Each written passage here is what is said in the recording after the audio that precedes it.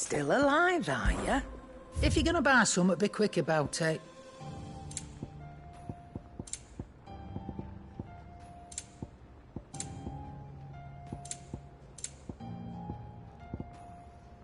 Is that all? The stew's awfully thin these days. What do I owe the honor? What do you want? And how am I meant to do that then?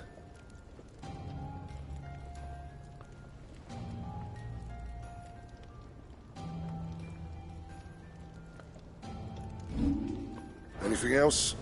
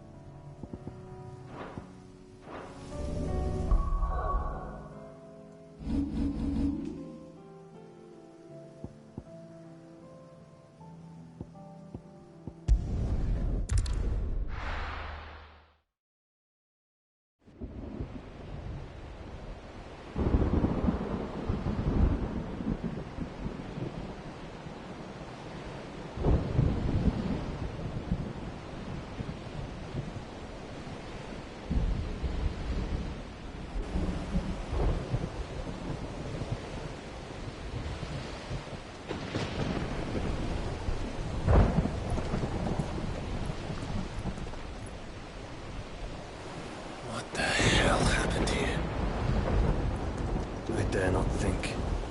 A stroke of good fortune, perhaps?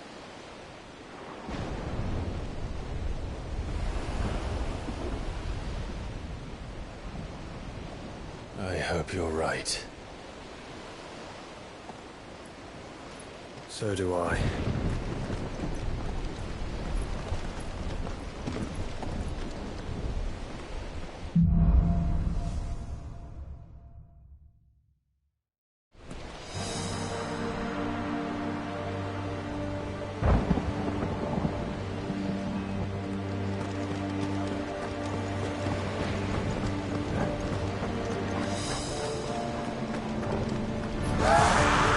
The ether has claimed them all.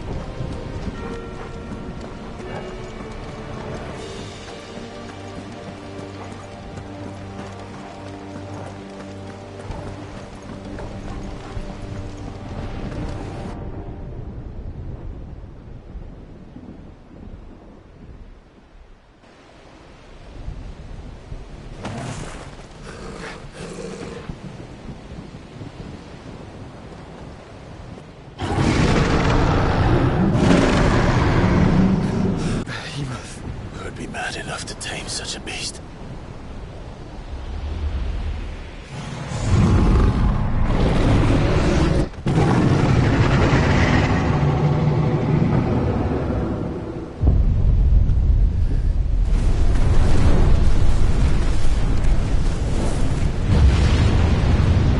Stand back.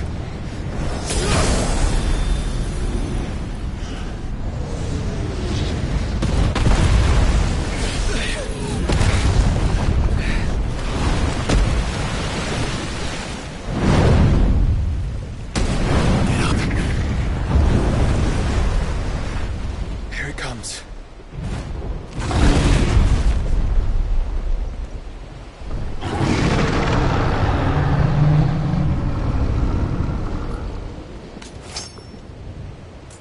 Well, what are we waiting for?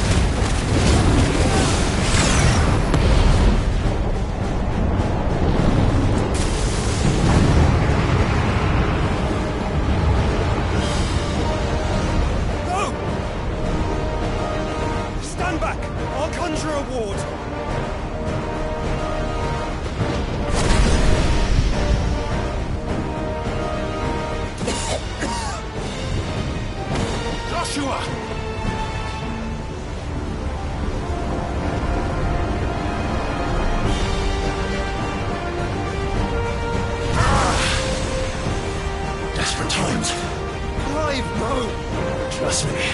And your shield, remember?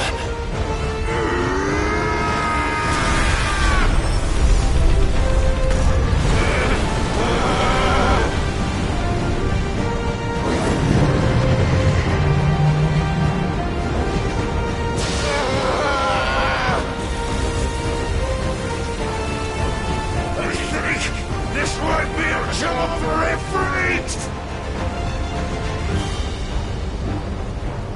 Why would you turn to him, brother?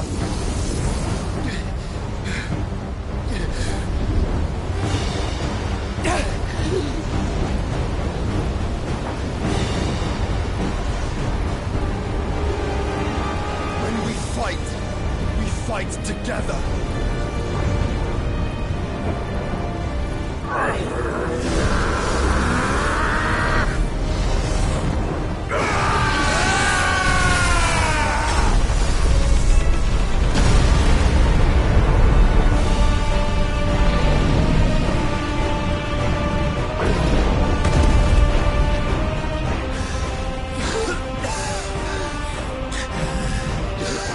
That wasn't too bad.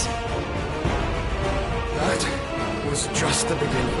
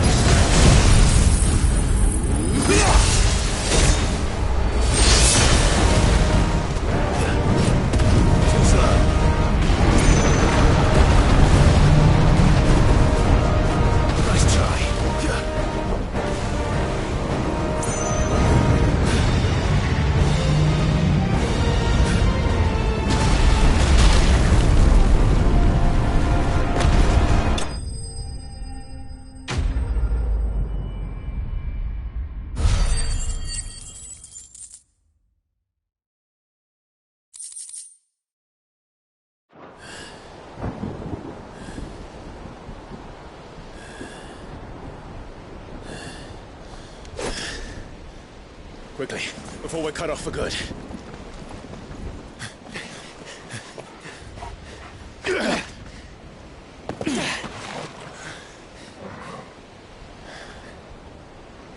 If it is like the others, the entrance to the inner sanctum will be at the foot of the crystal. We're almost there.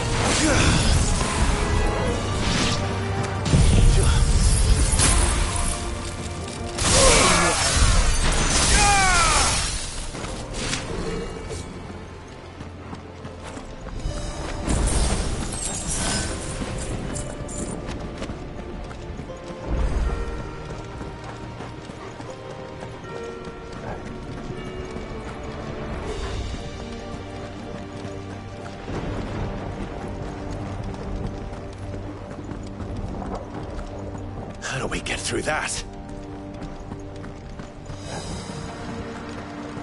This gate here is open.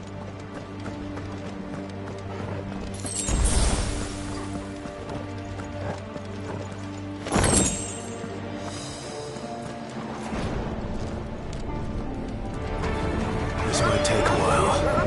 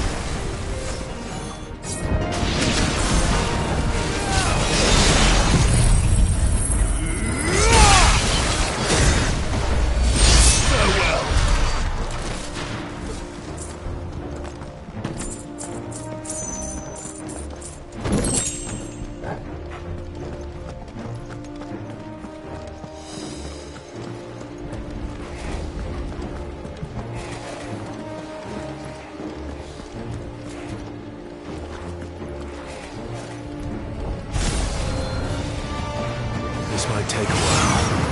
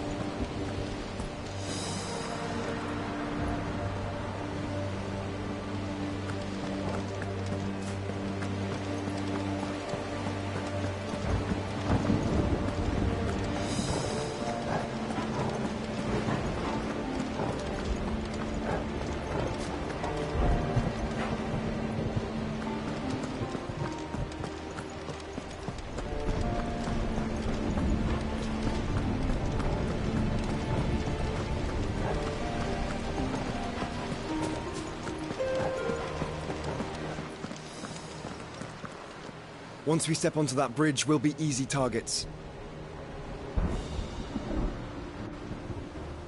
Then we better move quickly.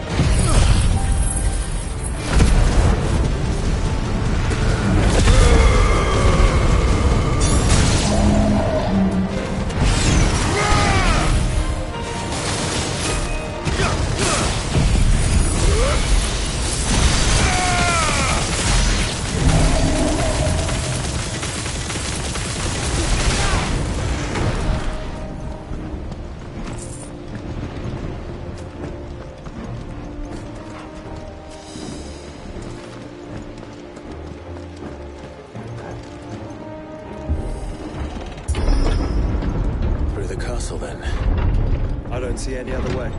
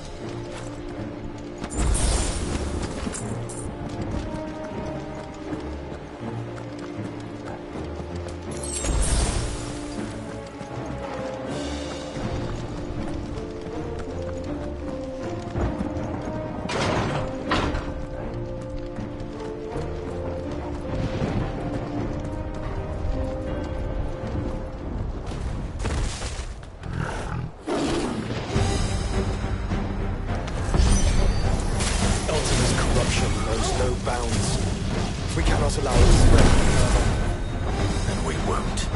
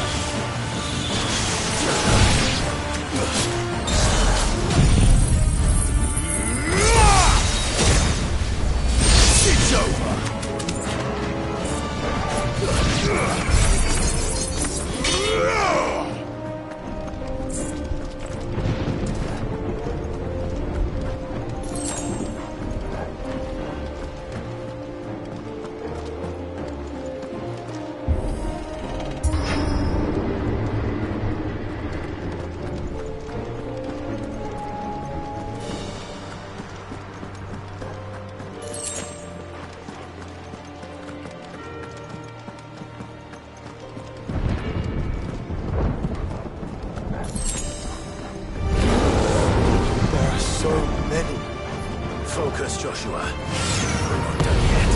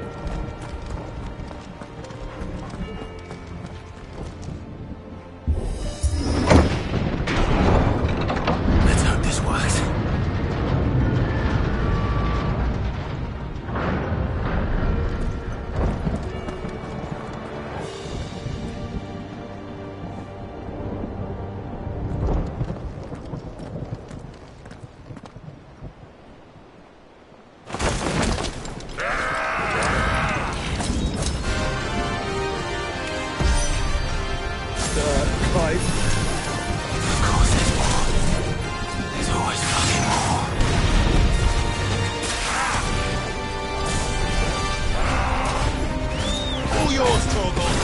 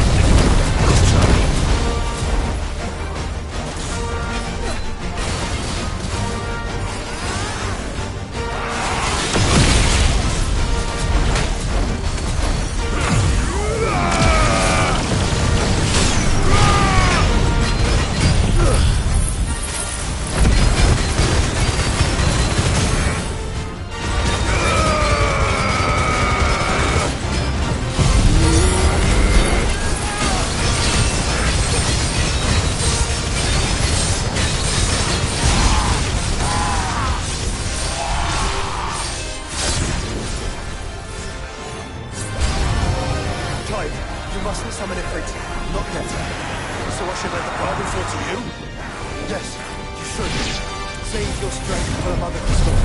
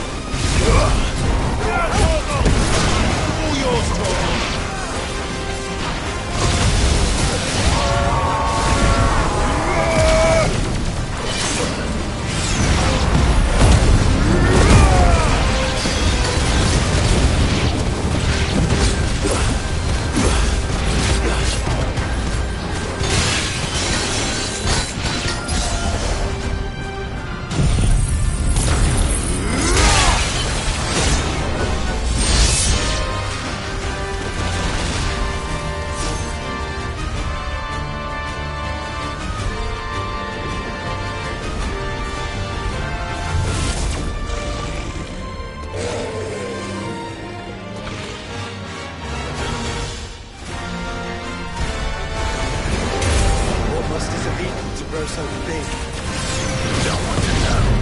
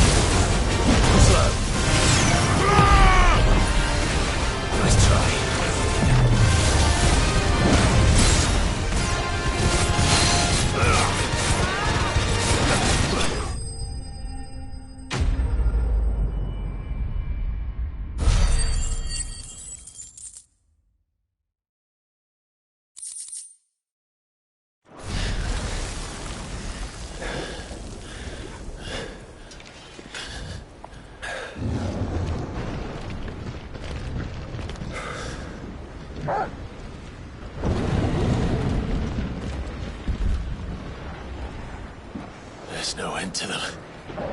The whole bloody army's here. Stand back, Joshua. I'm summoning Ifrit. Stop, Clive! You mustn't. We still have a long way to go. If you tap your strength here, you'll have none left to destroy the heart. Then you'd rather die?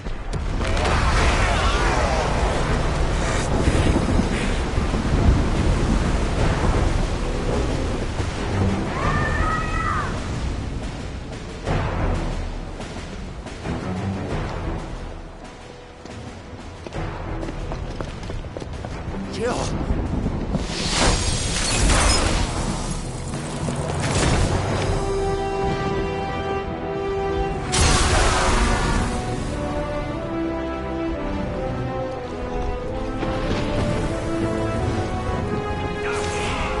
She's not alone.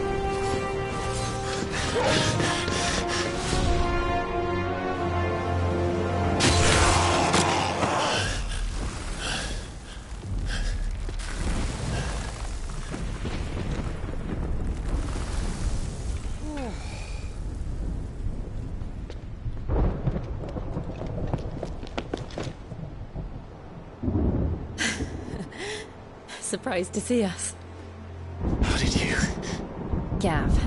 He told us exactly where you'd be. Even sniffed out a crack in the castle wall. And when we saw the heavens come crashing down, we had no choice but to believe him. It's been quite a day. To what do we owe this honor? A debt I would see repaid. Prince Dion. It's good to see you well. So, this must be Ifrit. Your uncle bade me give you a message. Listen to your heart. Guide your steel true. Your father would expect no less. That is all. Thank you. For everything, Your Highness. Dion, please. You do realise the only thing we've freed so far is this wall from its foundations, right? Now, if your lord and ladyship's quite finished... Well said, Gav. We have work to do.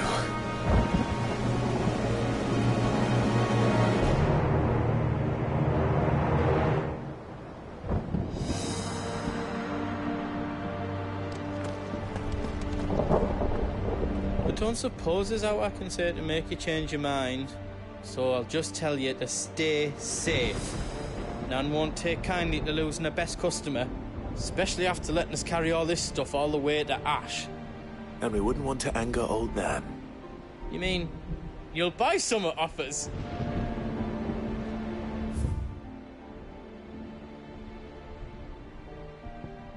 Whatever yous need, leave it to me.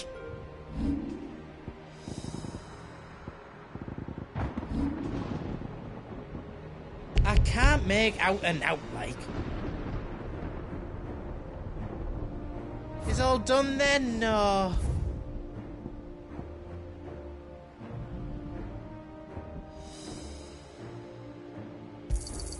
Thank you.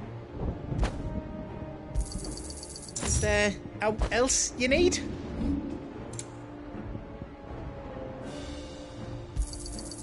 Right on, here you go.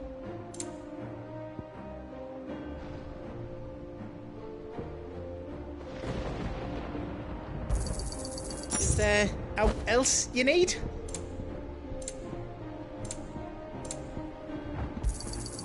Right on, here you go. Thank you. How else I can do for you?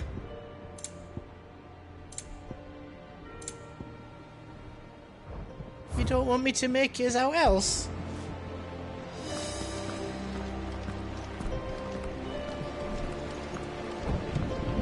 If Sid were here today, I reckon he'd be proud of you, Clive. He'd be proud of us all.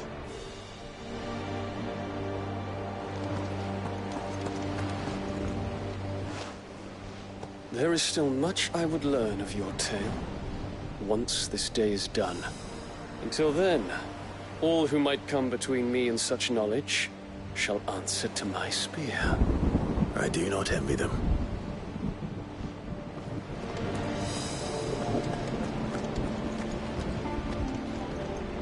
Each parting brings the hope of reunion. I missed you, Clive. I missed you too.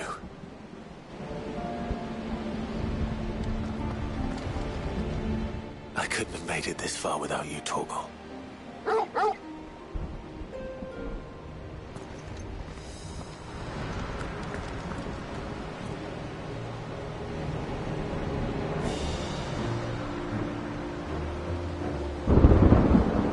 You see, Clive, we're not alone. If we are to win the day, we must all play our part. And ours. Ours lies beyond those doors. We fought long and hard for this moment.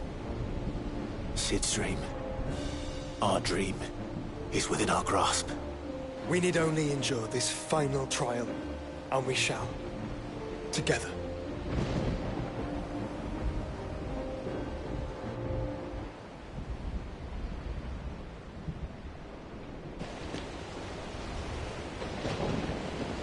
You all know what it is that awaits us beyond this gate. And we shall face it together. Aye.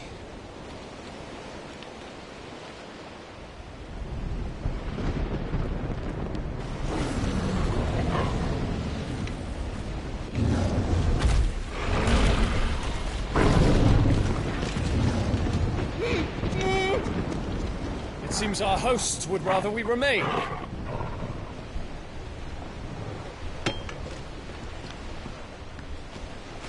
I will stay them. We will stay them. Go! Just don't keep us waiting. Thank you.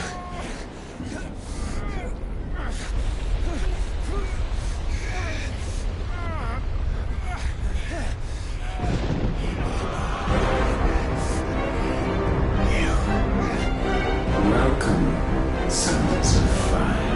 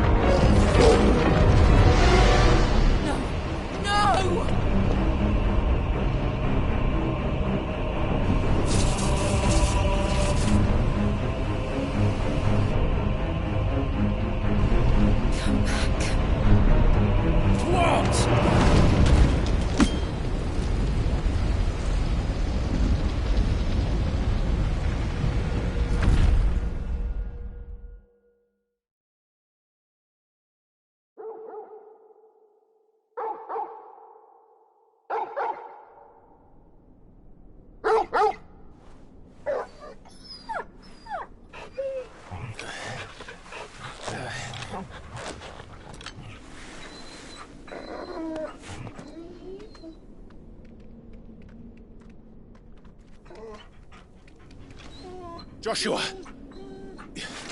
Joshua! Wake up! Clive, is that you?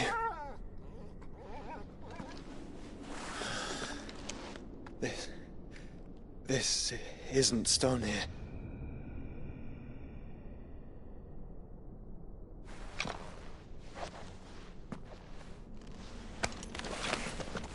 Welcome to our darkness.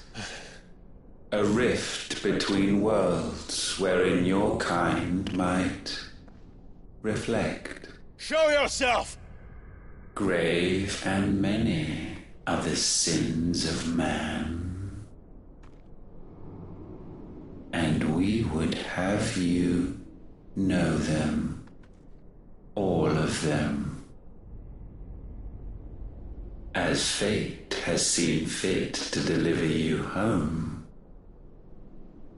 consider this our welcoming gift.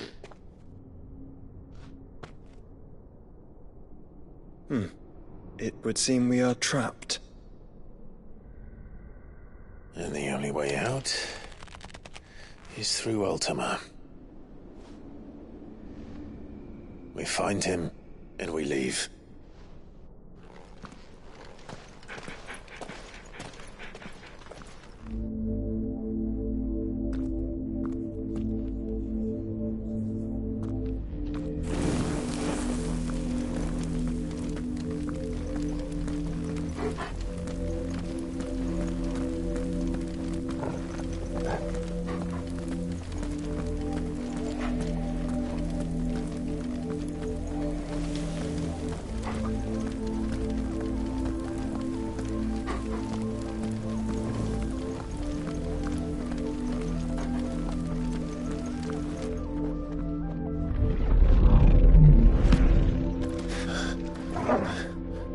If you are to comprehend the full extent of your transgressions, we must go back to the beginning. When the world was still young, we visited upon it a miracle, magic, and in its light did all life flourish.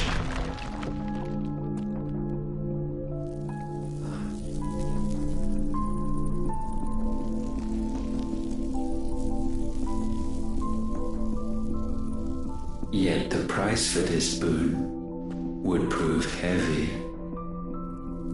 A pall descended upon the land, painting the horizon black as night. Though we labored to forestall its spread, in this one endeavor we stood powerless.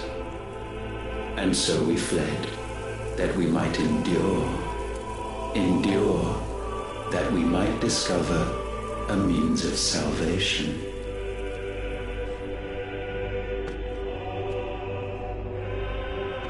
But if it was magic that caused the blight, what of the mother crystals?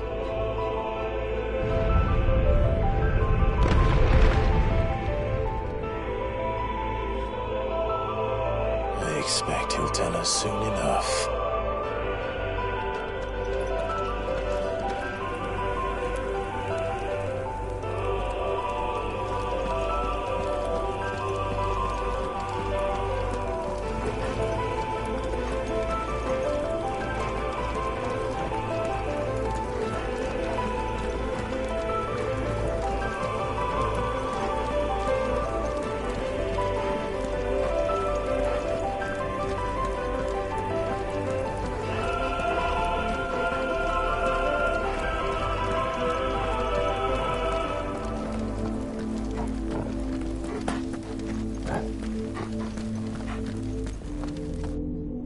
Salvation, alas, was not readily to be had.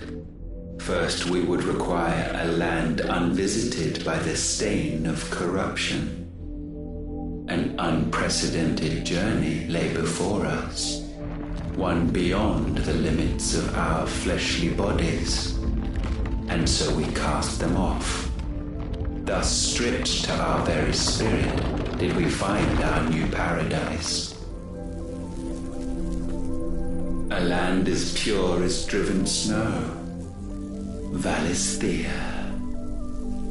There would the true work begin, for the black crept yet behind us. And soon did we arrive at a solution. The illness having spread to every organ, there was but one escape from this fate: to start afresh. With a new world. The one for which Barnabas labored. A paradise free from the blight where his God awaits. And where, if we only forfeit our wills and abandon everything we hold dear, humanity can join him. So, Ultima would have us follow in the footsteps of the king. And follow we shall. For now.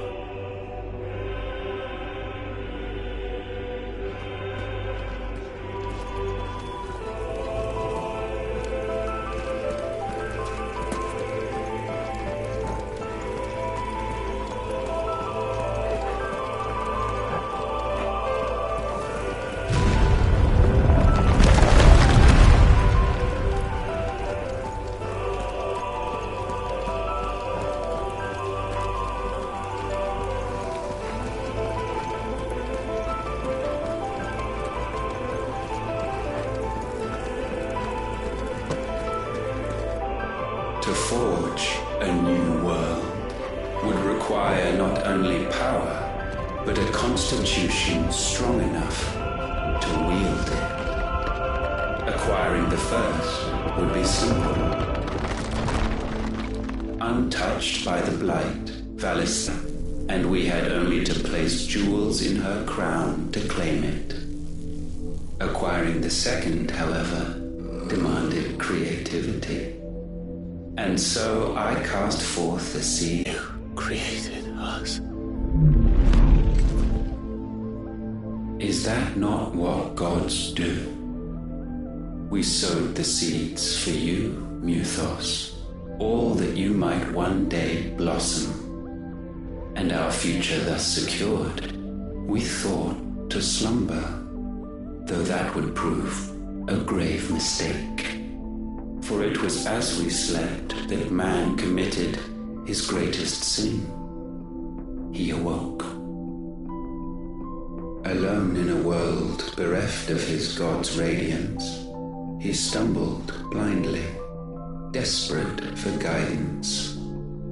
Finding no light, he sought to kindle his own. And from that single errant impulse was his will born. Having discovered himself at last, man turned his eyes inward and found he desired evermore that which only magic might afford. So wars were waged and brothers slain for custody over that dwindling resource, and the land, she wept tears of black.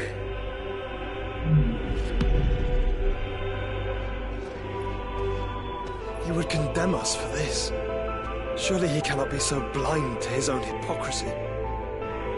Not blind, just unwilling to admit the truth. Though we're one and the same.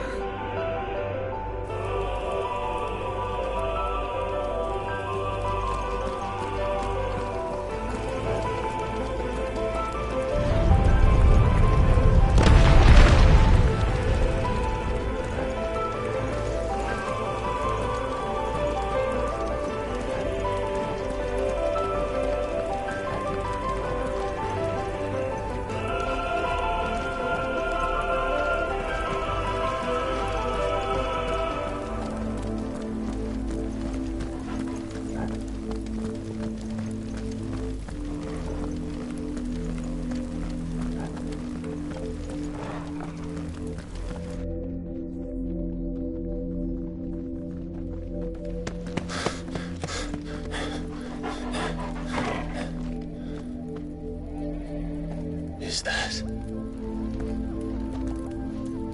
Ifrit, or what's left of him? Long have our ashes lain cold for want of a spark.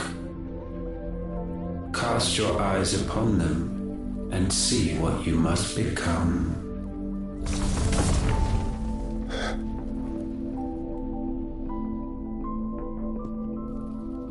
Valisthea cannot endure a second claim upon her being.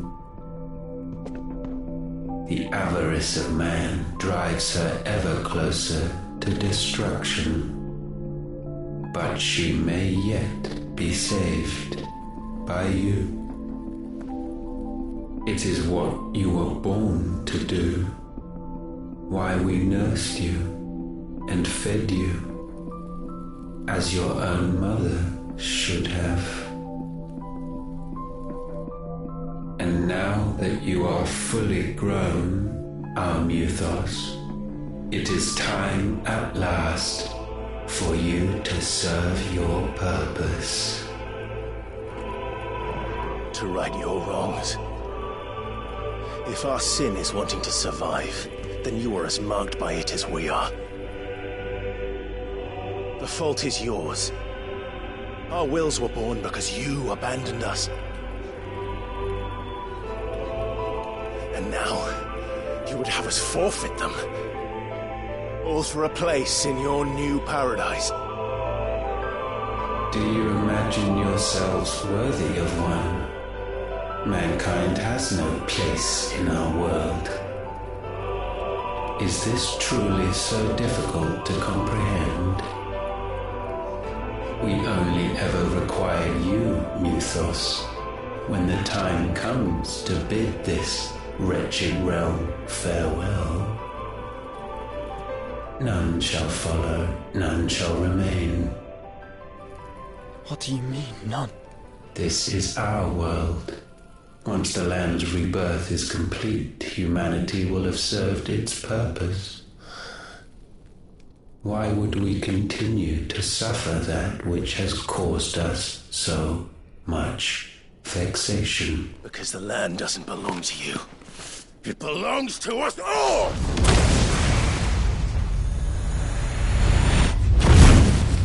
What?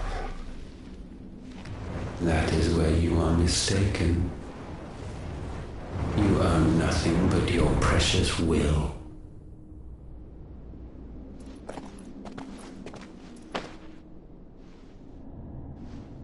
Brother.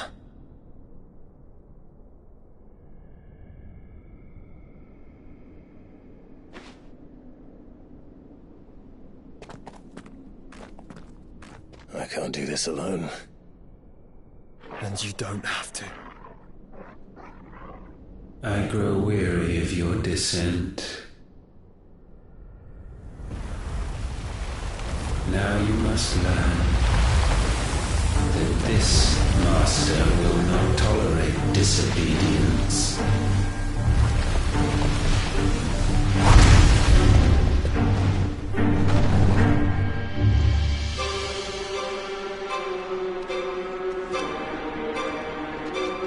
My friends, my family. We have all suffered, all fought to survive. This world may be flawed. It may be broken. But it's all we have. And if we can't share it, I see only one other choice. You have to go. You may have created us, Ultima. But it's time we lived on our own terms. This isn't your world anymore.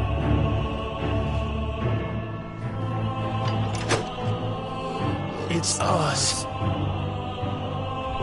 Bow down, offenders, hearts be-stained.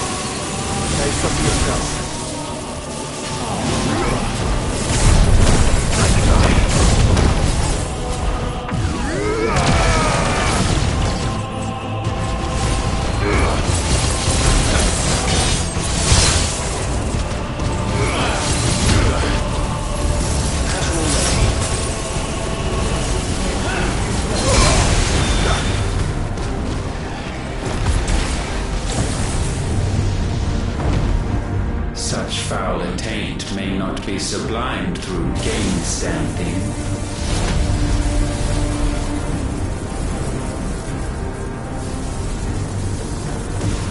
Only with heads hung low is penance paid. O wretched mortals incapable even of contrition, in fitting season shall we reap our harvest. That's better.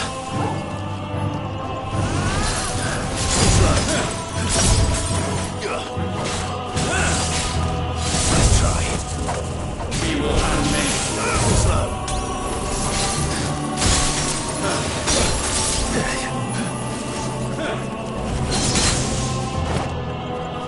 Let's roll ready.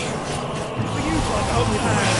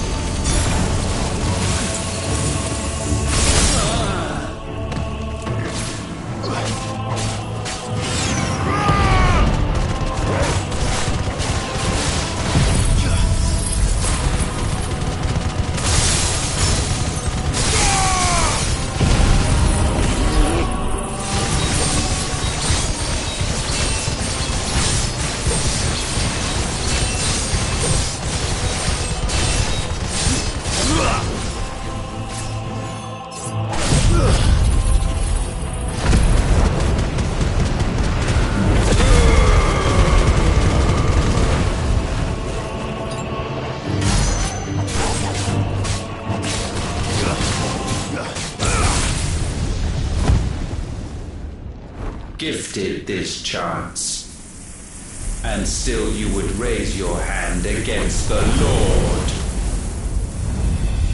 What now? The darkness bends.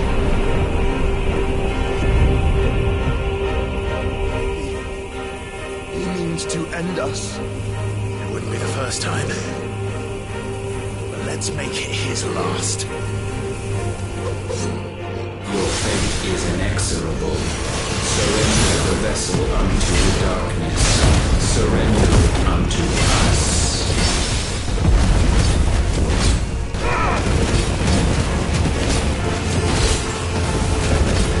I needed that.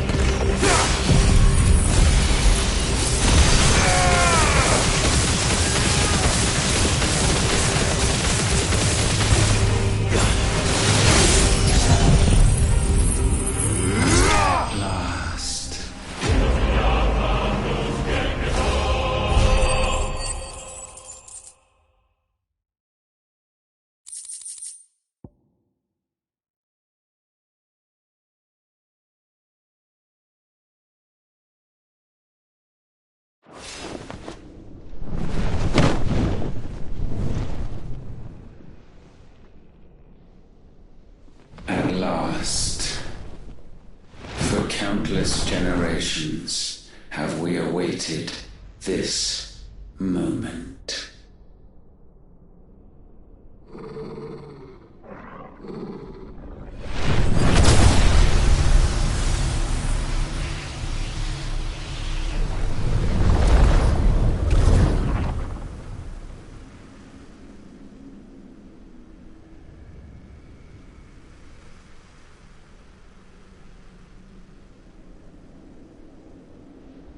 Your struggles have made you strong, yet your soul remains heavy with sin.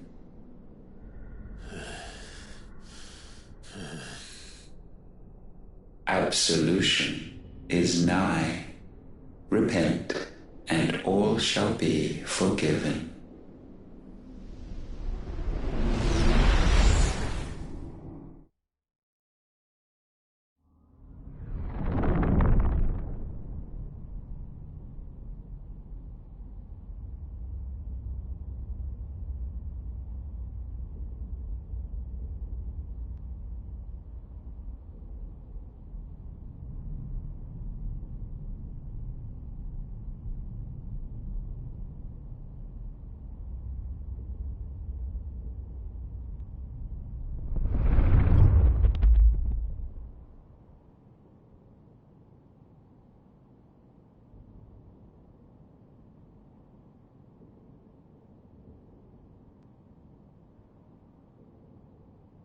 Tell me, Clive, how many lives have you saved since taking my name?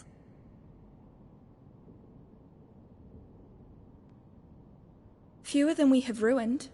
Wherever we go, we leave a sea of tears in our wake.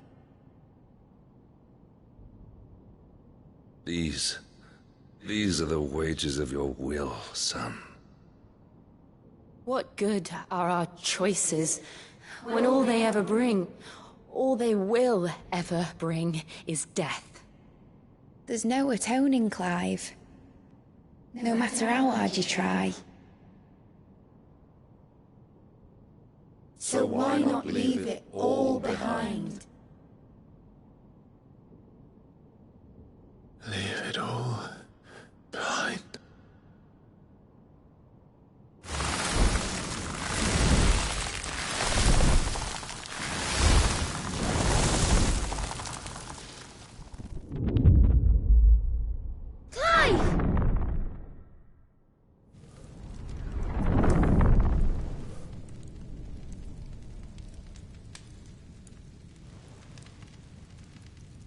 Please, won't somebody save me?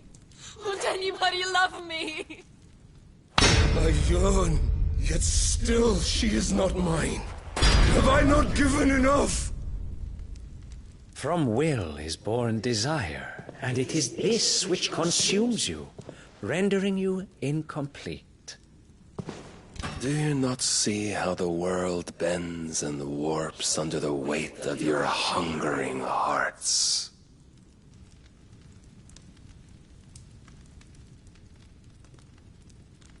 What if it could all just go away?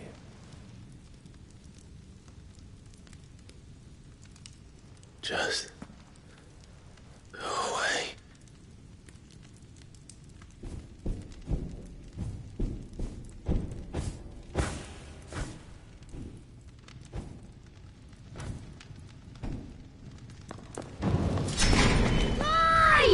Clive!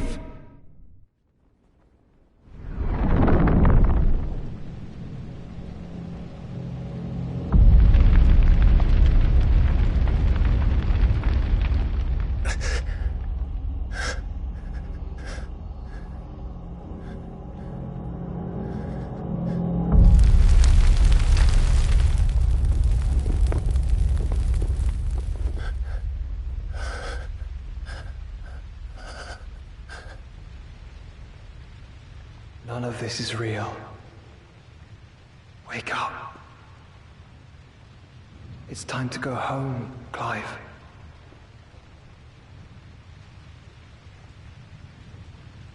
Clive. That's right. You're my brother. brother.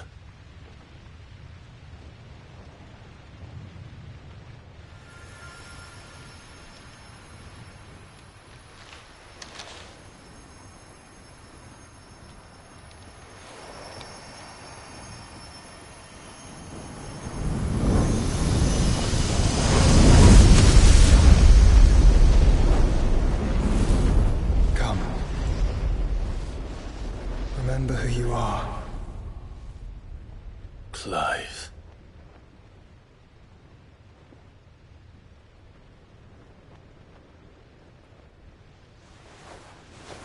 Once more, lest you forget.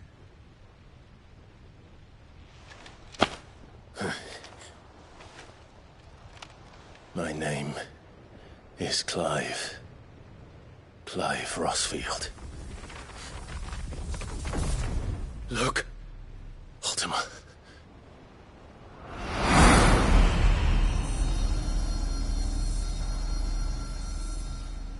Even here, the light of the vessel's will cannot be quenched.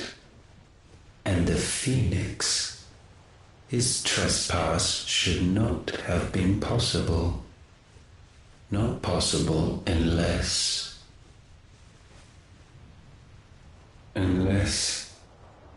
he has been with Muthos all along. The mark of the Phoenix, emblazoned upon his heart, made manifest by the power of will alone. The power of creation.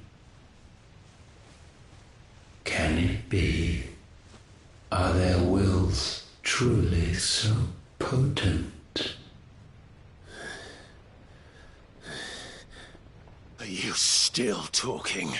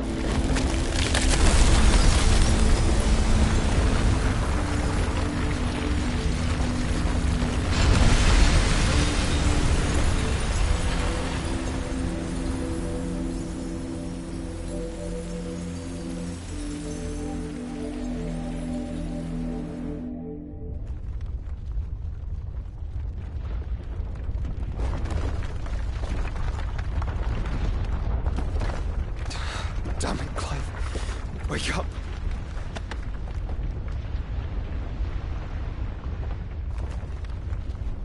That.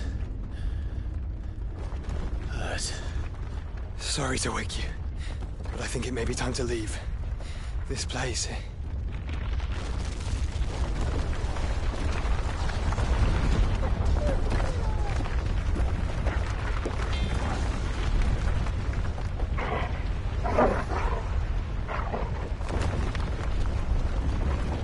And once again does my creation stray from the path laid before it.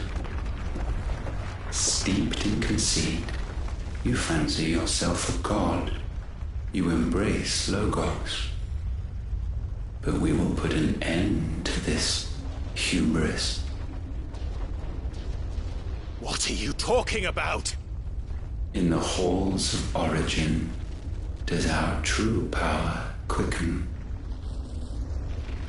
And there shall you be made complete. Soon, Muthos, soon you will discover how little you know. of suffering.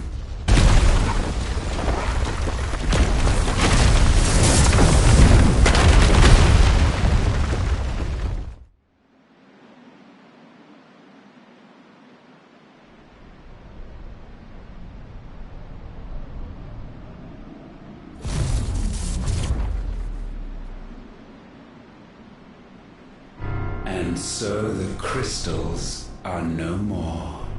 Yet in their silence, a new song rings. Its chorus building, a crescendo as it enters its final movement, stirring those long aslumber to waking. And back to their origin.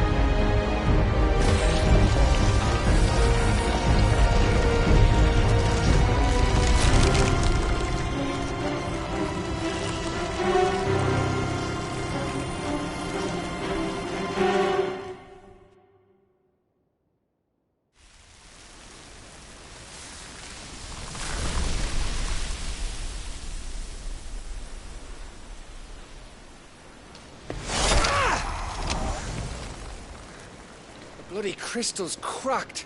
So where the hell are they?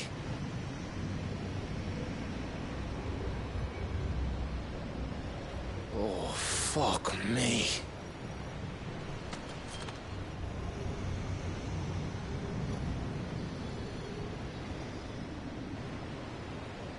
Is that ether?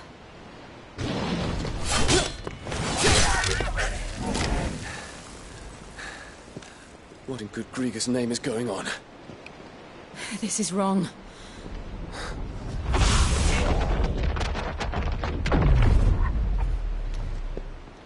Are we back? Clive! Joshua! Jill!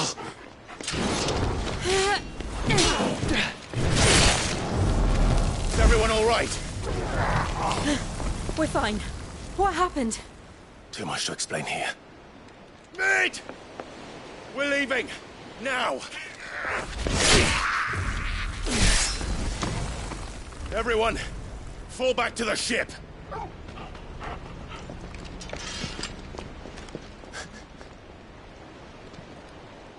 I will be with you anon. Thank you.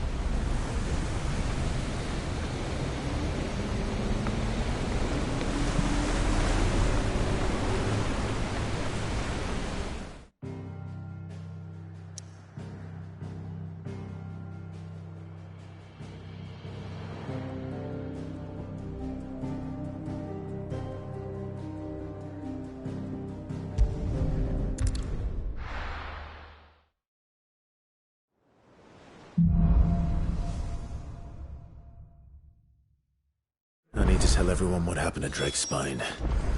And I'm going to need Otto's help.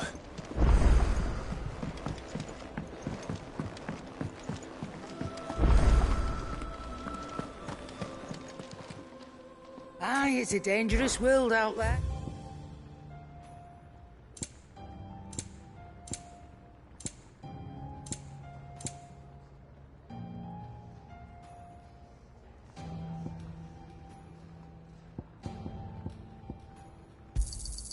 You'll not find a better price than that. It'd better all be here. You'll not find a better price than that. Trouble with your gear, or... So, what'll it be?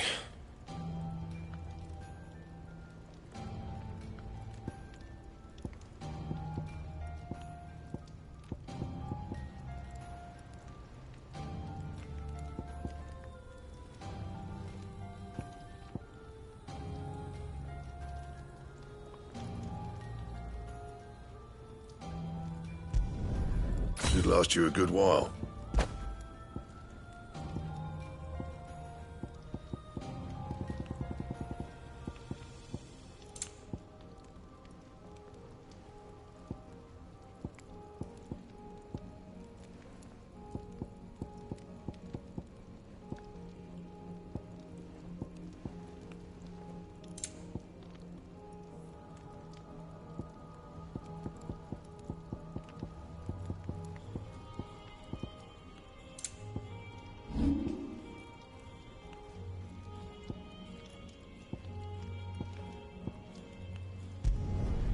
My best work, but it'll do.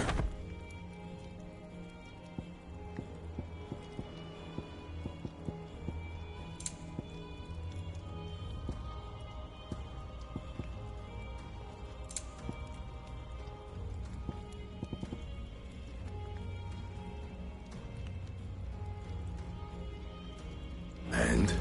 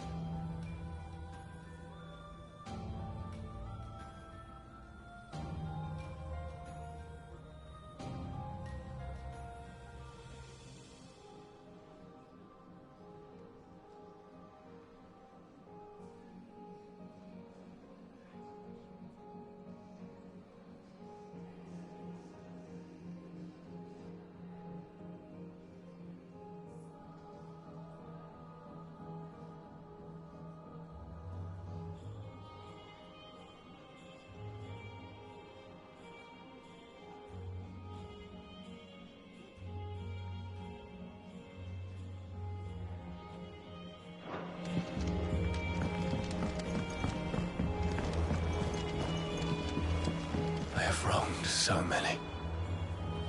Ruined thousands of lives. I did not deserve to be saved. But save me, you and your brother did. Your uncle, too, forgave me my sins. Offered me a chance at redemption. Yours is a fine family, Ifrit. Cherish it.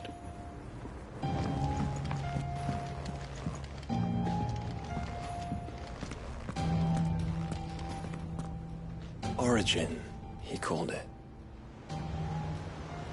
But the origin of what?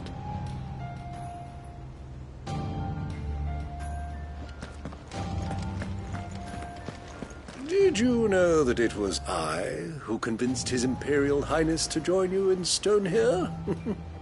All right, it may be that he was of a mind to do so already, but it was I who told him where you'd be.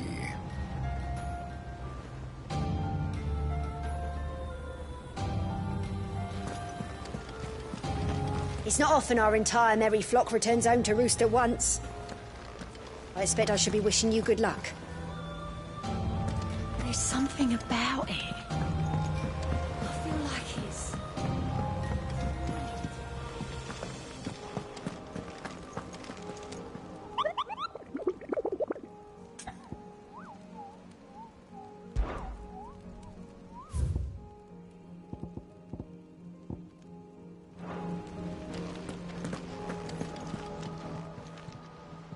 Oh, I wasn't expecting you back, Sos.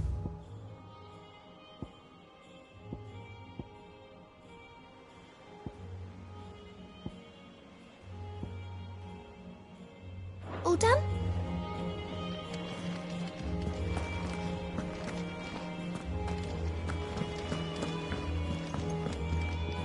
Clive.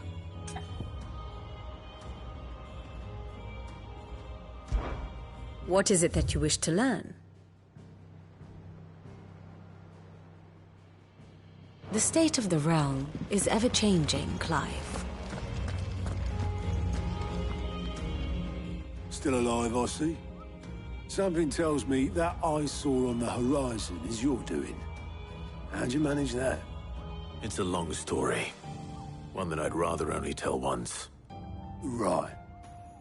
All hands on deck, then.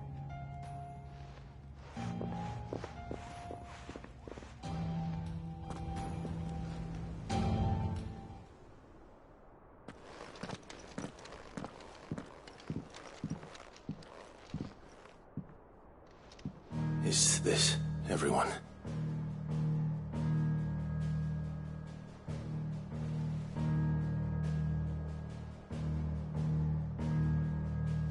As I'm sure you've all guessed, the crystal which now commands the eastern skies was summoned by Ultima. He called it Origin. Though the significance of that name is as yet unclear. What does it matter what it's called? Its emergence tore Twinside asunder and wiped my homeland from the map.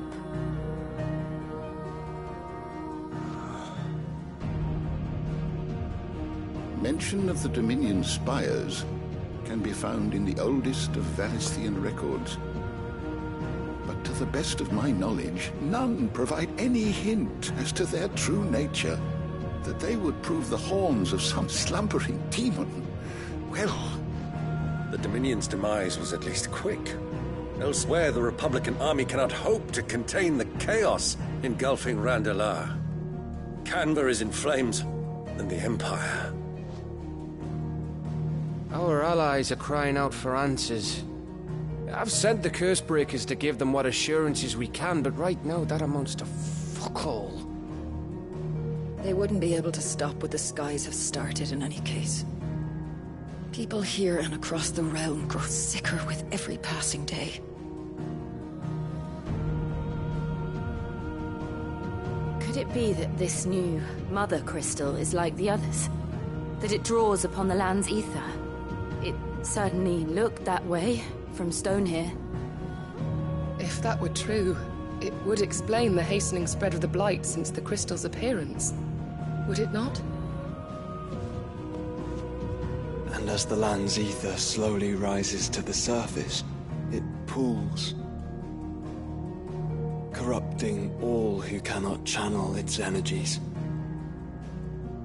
Archay above, ether floods below, and in the middle, here we languish, hopelessly entrapped.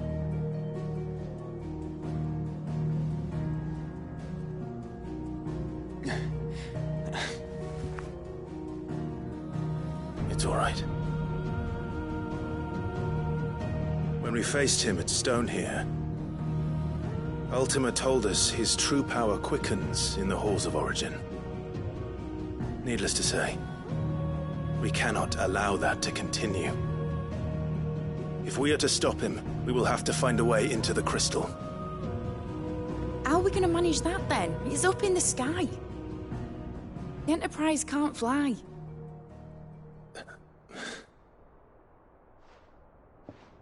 It's a lot to take in, and I reckon we'd all benefit from some time to clear our heads. The answer will come to us. Don't you worry. Ain't that right, Clive? Right. That's right. Well, go on then. Bugger off.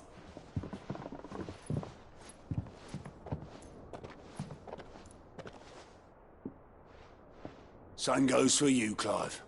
You won't solve anything like this. Trust me. Go and get some fresh air, eh? Thank you.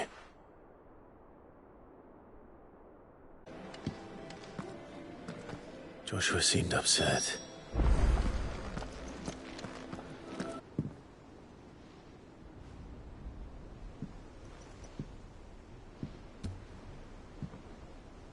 He would have us fight for our survival.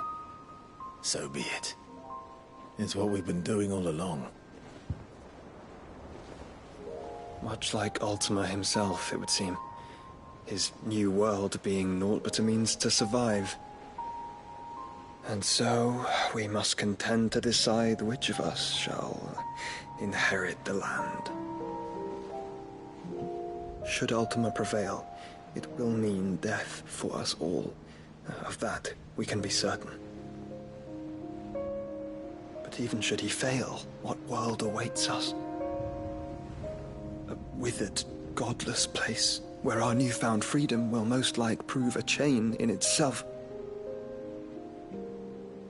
Well, that may be easy.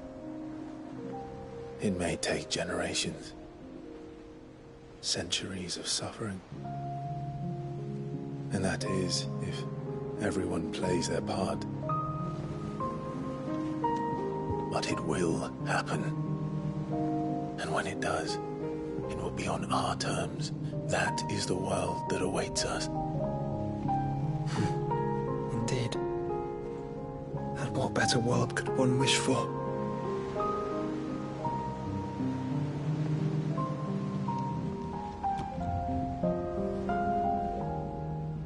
But first, we have to reach that crystal.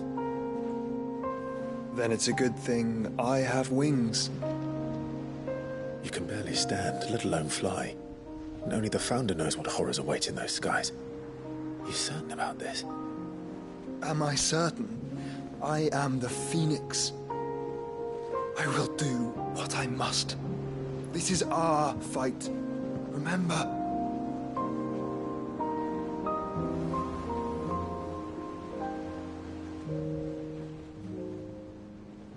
All right. I yield. But only what you must, yes? I'm still your sworn shield. That you are. And what of my wings? Lest you forget, you go to stand against a god. I would not have you succumb to fatigue before the fight begins. Ifrit, your brother mentioned that some few of the dominants who had lost their power to you were still able to prime. Is that true? It is. But their icons no longer submitted to their will.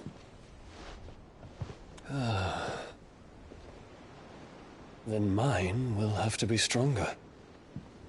That you both might save your strength for the battle to come. You don't have to do this. If you do, there's a chance you might lose all you have left.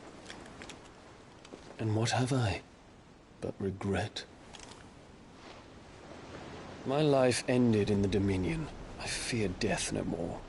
Besides, I would have words with Ultima. He has much to answer for.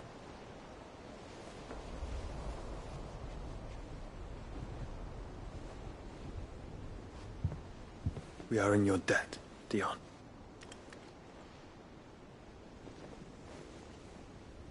We can speak of debts when this is over.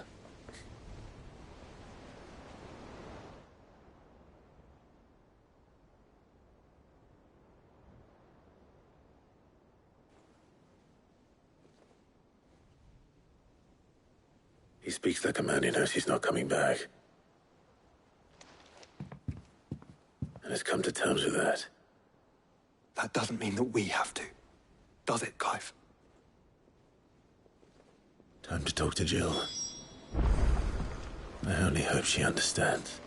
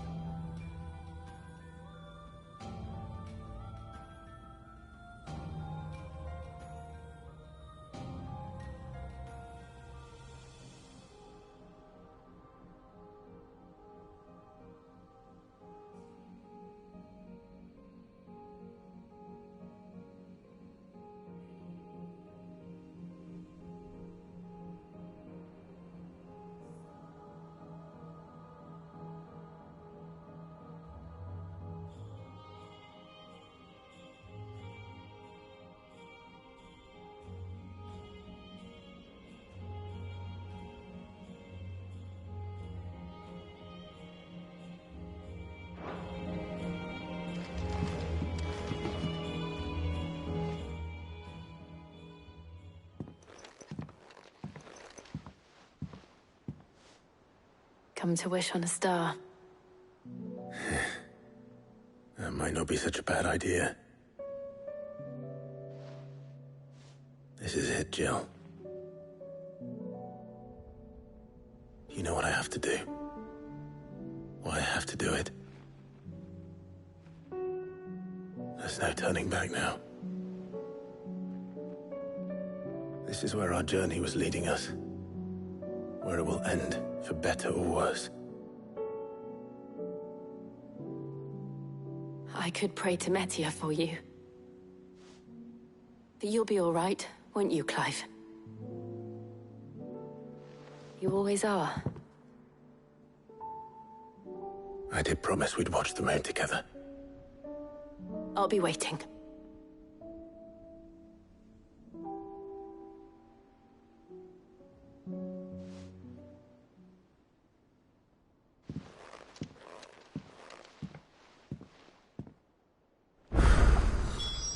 It's almost time. Better make sure I haven't forgotten anything.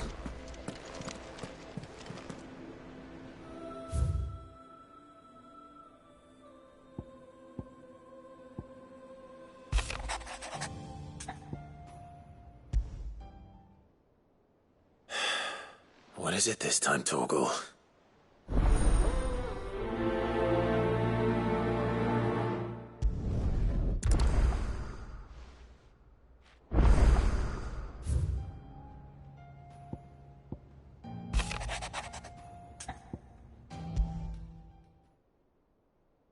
Something tells me this is no mere adventure story.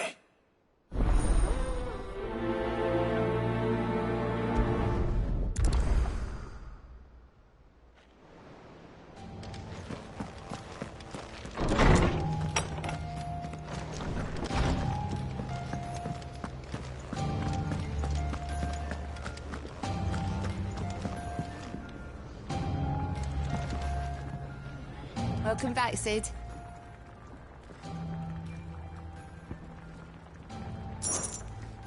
Well, someone's in a good mood. Drink up, you lot. The next round's on Sid.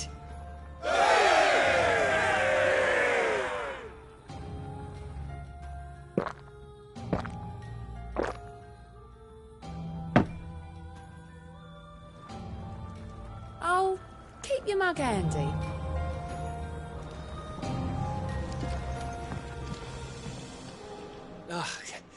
You alright? About that.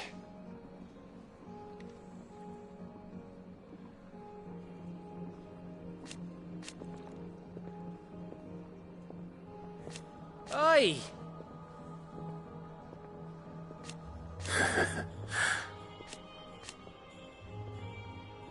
Let's see.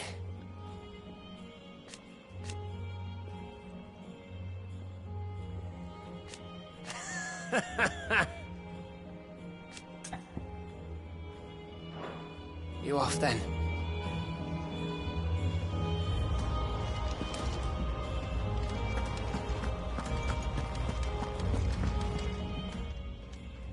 Hmm?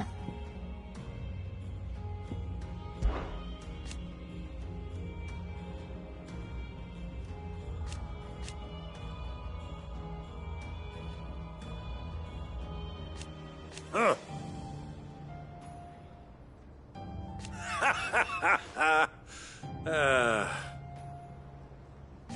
Thank you, Uncle. As for down here...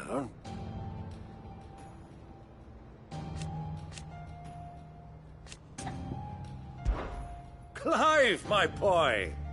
Rutherford informs me that we owe you our thanks. Hadn't intended for you to get involved, but such are the times we live in, huh? I would have done the same for anyone else. You're far too modest, Clive. You'd make a terrible nobleman. But tell me, is the realm truly in as dire a state as Rutherford suggests? From what little I saw, you were right to be worried. I suppose I should have expected the worst. But I was rather hoping the great and good of the realm might have things a little more under control.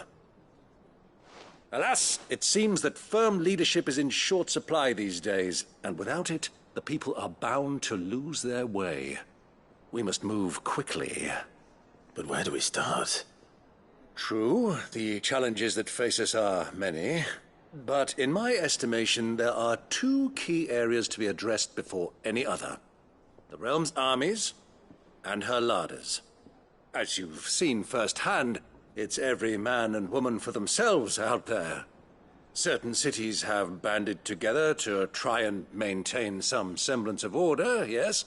But such cases are few and far between. And yet, the only remedy for the chaos that faces us is unity. A unity that transcends even the borders laid down by our ancestors. In short, if Storm does not stand together, she will fall apart. But how would one even begin to unite the realm? The armies, my boy. As I told you already, we begin by restoring order among the ranks of those sworn to maintain it. Sadly, I doubt I could convince even the lowliest gaggle of privates to dig a latrine together. But I do know someone the High Commanders have been known to listen to on occasion. Field Marshal Eugen Havel. I thought he was retired. He was, until an Akashic army tore through Randalar and killed most of the rank and file. There is no man alive more capable. Literally. And as luck would have it, I've already spoken with him on the matter. Of course you have. And he's agreed to help. On one condition. That he first speaks with you personally. Havel has always been a man of frustratingly rigid principle, and he has certain qualms about clasping arms with, well, with an outlaw. I extolled your many virtues as best I could, of course, but the old goat was adamant that he be allowed to appraise you in person. You don't mind, do you, my boy? Of course not. As long as chaos reigns, we will never build a better world. I'll do whatever it takes. And if the Field Marshal wishes to speak with me in person, then so be it. That's the spirit. I'll leave for Randalar at once. Would you send a Stolas? Of course. Rutherford is already in the Dalmekian capital. I'll have him tell Havel to expect you forthwith. Excellent. Thank you, Uncle. No, thank you, Clive.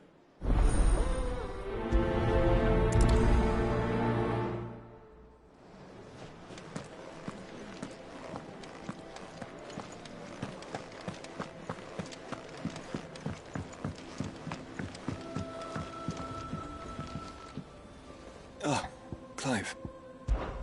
This is it then, brother.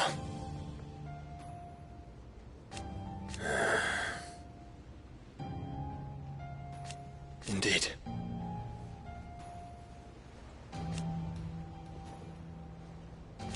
You're wrong.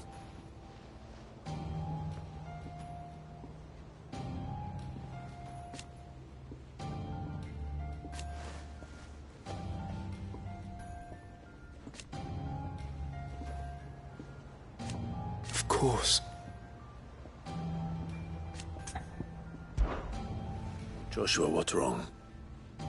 And don't say nothing. It's not nothing. I've received word from Cyril. The Undying have found Father's will, or something akin to it. His will? How and where? In the crypt beneath Rosalith Castle. After Kupka was kind enough to drive out the Imperials, the Undying took the opportunity to recover what relics of the Duchy yet remained. And in the process of doing so, they found a letter from Father. I'm surprised anything survived down there. Cyril asked that I join him in Tabor at my convenience. I have been meaning to go, but... would you join me? Of course.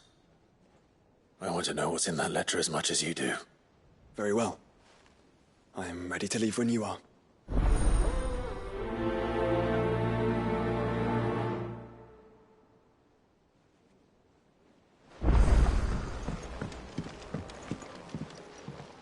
Courage, Ifrit. My decision is made.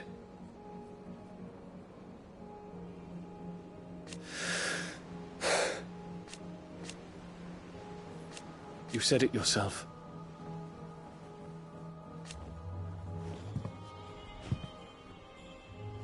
He must be stopped. He must.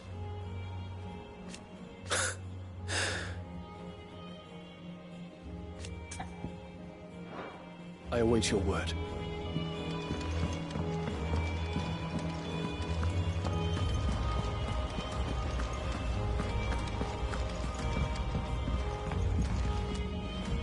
Sid, do you have a moment? By all means. It's my old master. Seems there's no escaping her. She found some way to send me a letter. And something else.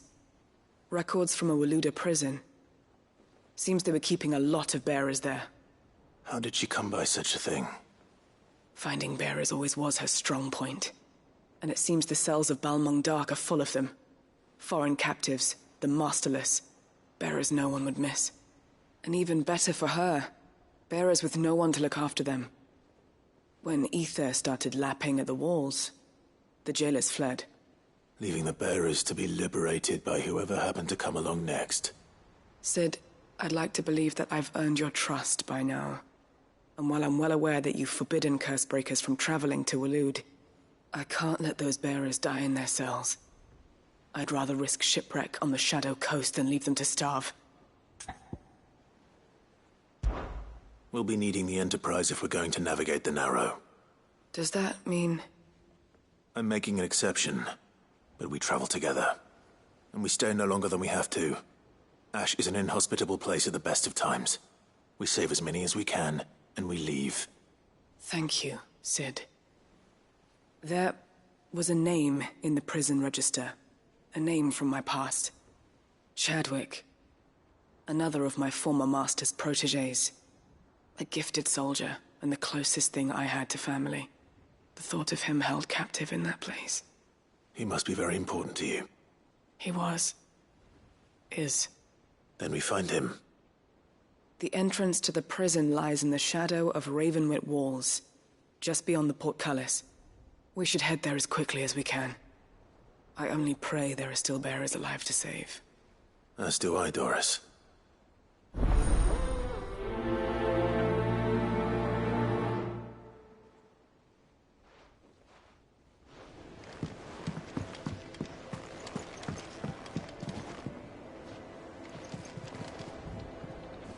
Sid, I was wondering if you could help me. It depends what with. A bearer, but recently freed from his bonds, is keen to join the Curse Breakers. As you know, the work we do is not easy, which is why we test every volunteer's suitability. I was hoping you could oversee this one's evaluation. I don't mind, but why this one? Because he wants to be a scout. Our ranks are filled with men and women capable of breaking chains and putting slavers to the sword. But scouting, we're few with the nose for that, which is why we still rely so heavily on Gav. And since he accompanies you on so many of your missions, I thought you might be better placed to recognize the traits in him that we should look for in those who'd fill his boots. Sounds reasonable. So you happy to oversee the boys' test, then? One can never have too many scouts. Truer words, Sid. I'll let the initiate know that you'll be attending his trial, and that he is to proceed directly to Northreach in readiness. No time like the present, eh? No time like the present. I'll await you there.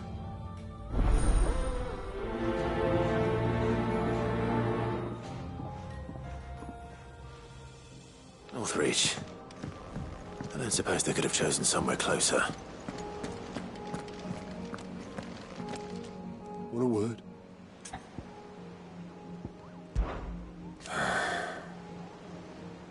Might be time to take a step back.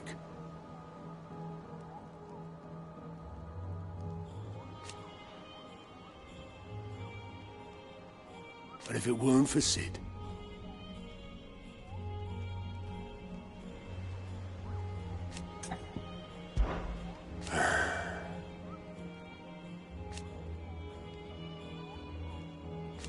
No.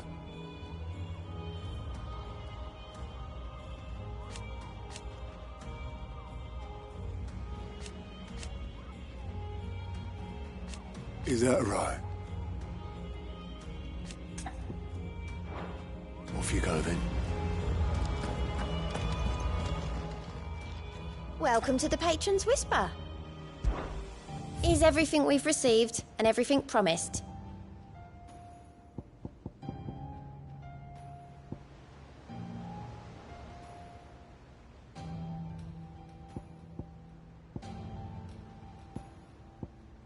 All done?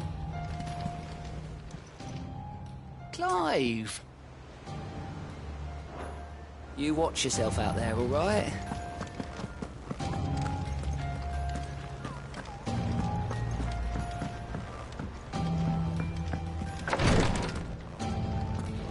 You nearly collapsed back there. It's just a touch of the vapors. Clive, I wanted to give you something for the kindness you showed my mentor. What's this? A chest of all the medicines you're ever likely to need. Seeing as you're so reluctant to come to the infirmary, I thought you might as well take a part of the infirmary with you. I'm sure it will be very helpful indeed. And Taya, try not to work too hard. And work Rodrigue all the harder, you mean? He's a quick study, but he's got a long way to go yet. I'll take that particular piece of advice when you heed it yourself, thank you very much. Besides, who else is going to see that your brother takes his medicine? Who indeed?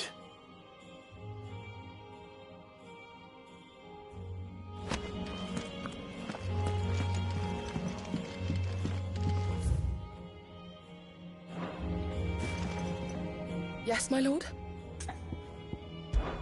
My lord. I am.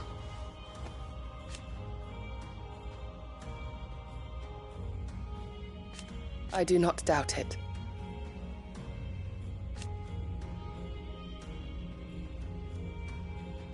Thank you, Yode. May you return safely. His Grace and I.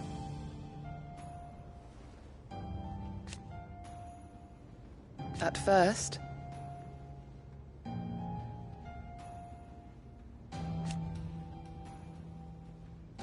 it was my duty to him.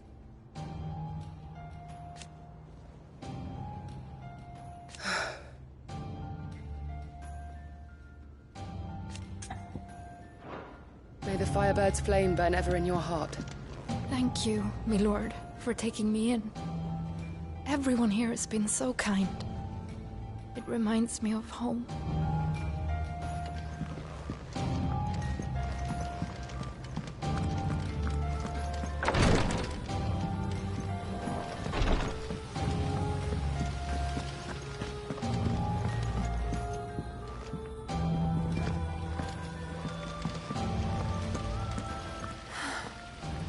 All this time, my heart has wandered hither and thither in search of the perfect companion.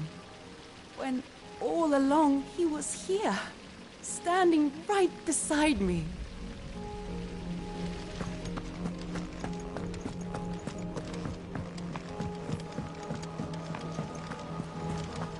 What do you think happened to Miss Middledore? I heard she was kicked out of the university. When you return, would you mind teaching the children another lesson? They did so enjoy your last.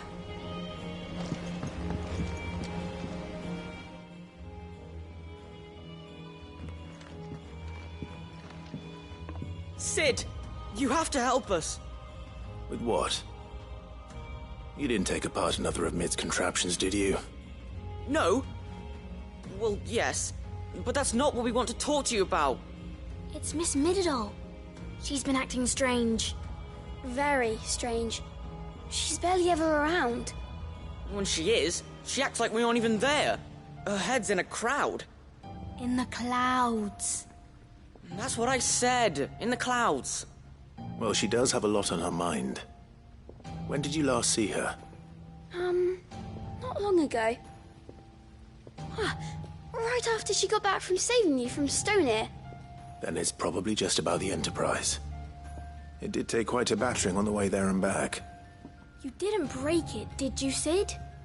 You really should be more careful around Miss Middeldore's inventions. Don't listen to her. Even if you did break the Enterprise, you could put it back together, couldn't you? But who's gonna put Miss Middledore back together? She seems really sad. Why don't I go and see if I can cheer her up? You do that? For us? She's in her dungeon. Don't scare him. It's not a real dungeon. Thanks for the warning.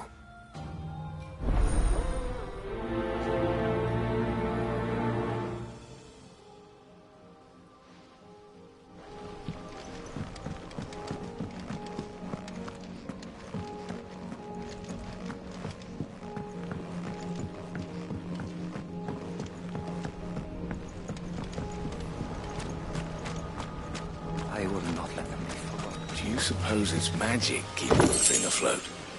What else could it be? Sid, may I have a moment? Of course.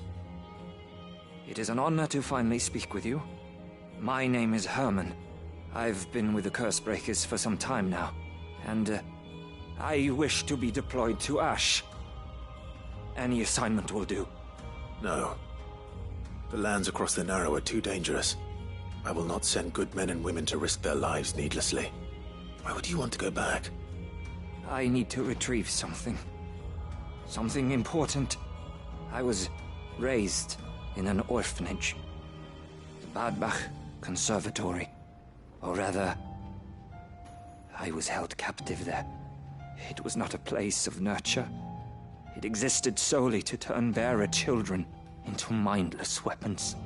We were tortured until we feared no pain. Tormented until our hearts turned to stone. And few ever survived long enough to become tools of the last king. I can't imagine. I lost so many. I can't even remember all their names. But they must be remembered. They cannot fade away, faceless and forgotten. The Institute was run with military precision. Every child measured, every name recorded, every death logged with meticulous care. Cid, allow me to travel to Ash and recover the registry so that my brothers and sisters might live on.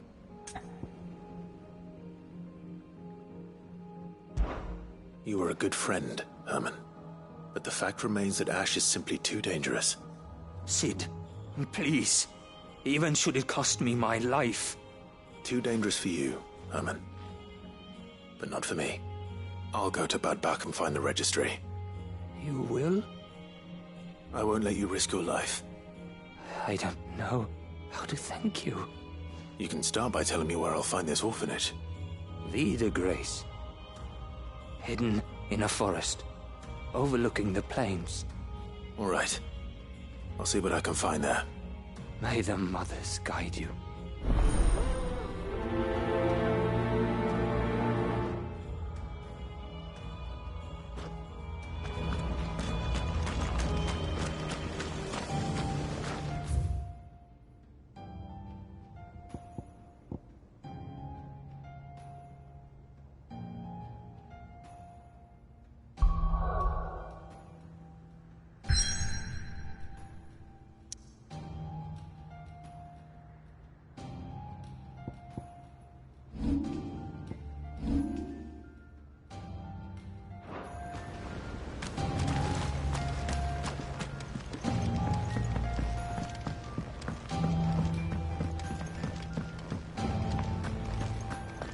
Has Midadol mentioned a new project yet?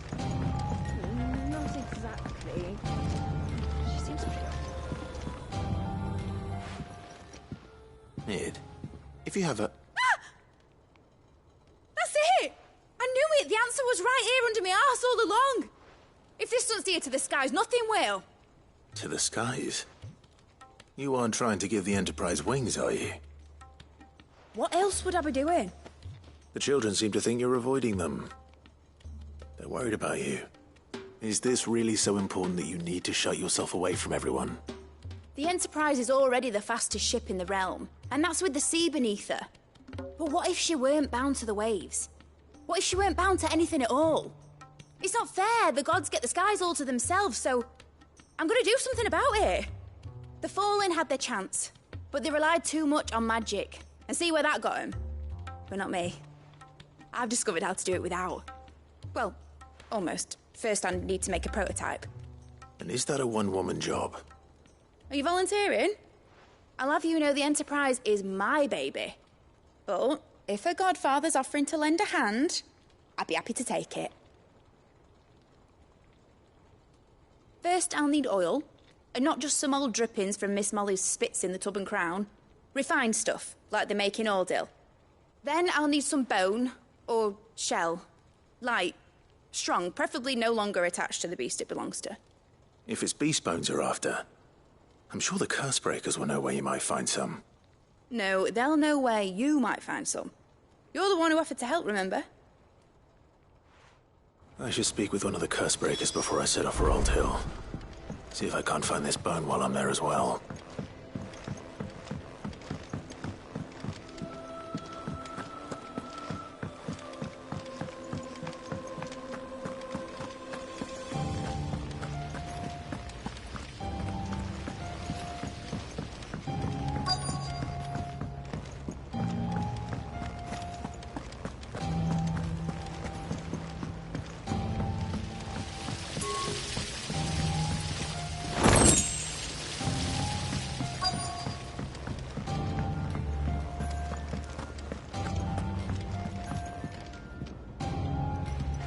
Vivian, I read your note, and I'd be happy to help you find the book you're looking for.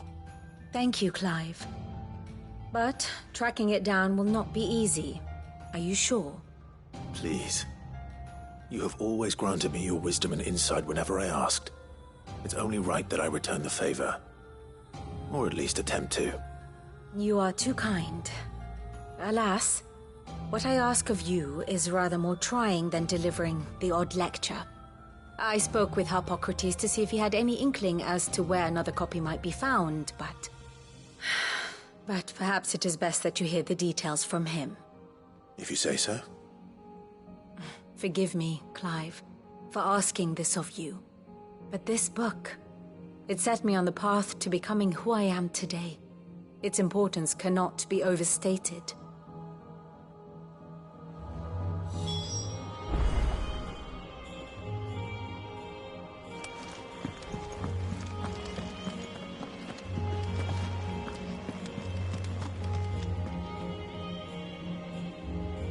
All right, Sid. Come to buy us around, have you? Only if you earn it. Mid needs a piece of light but durable bone for her next project. You've encountered your share of beasts on your travels across the realm. Any ideas? Most bones are the same. Whack 'em hard enough and they'll break. If it's durability you're looking for, shell will serve you better. You know what an adamantus is? I do. And I know to give them a wide berth. Will any old adamantus do? Well, with shells, the older the harder.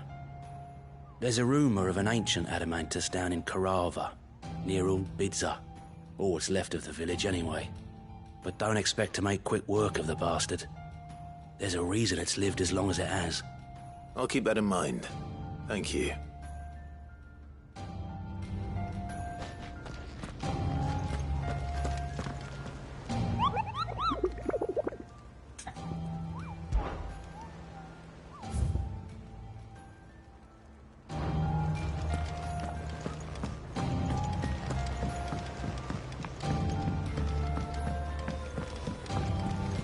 There's something about it. I feel like it's...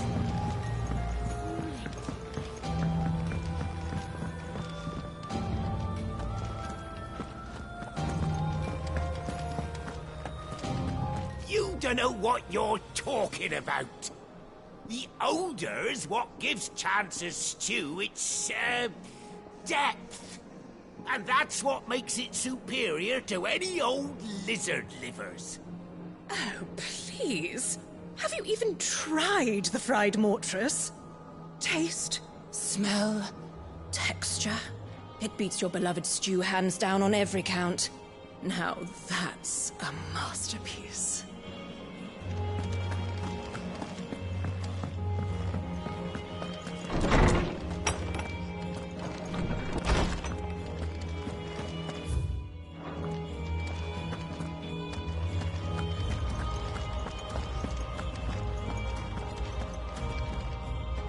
Ah, Clive, my boy.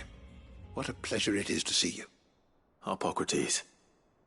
There's something I need to ask you. I've been charged with locating a book called From a Distance. Then you seek a rare gem indeed. One whose name I had not thought to hear from your lips. You've been talking to Vivian. Right as always. But she didn't seem keen to tell me very much. I take it she didn't like what you had to say. And yet I gather it did naught to dissuade her. Clive, if the young professor has tasked you with obtaining a copy, I fear she asks the impossible. The executors would not allow it. The executors? Coveters of Secrets. A clandestine organization committed to the collection and intenebration of forbidden texts and technologies. One such text being the tome Vivian seeks, chronicling as it does the true history of the enslavement of bearers.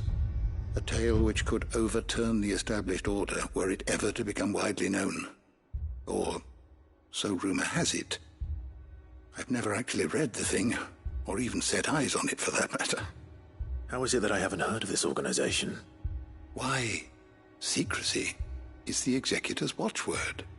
They lurk in the shadows, emerging only to seize that which must be seized, be it books, inventions, or people, before disappearing again, leaving nary a trace. Which would explain why Vivian's copy... But what drives them?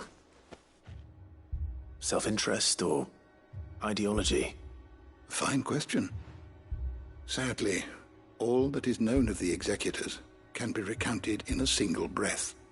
You may just as soon ask me of their origins, numbers, or the identities of their leaders.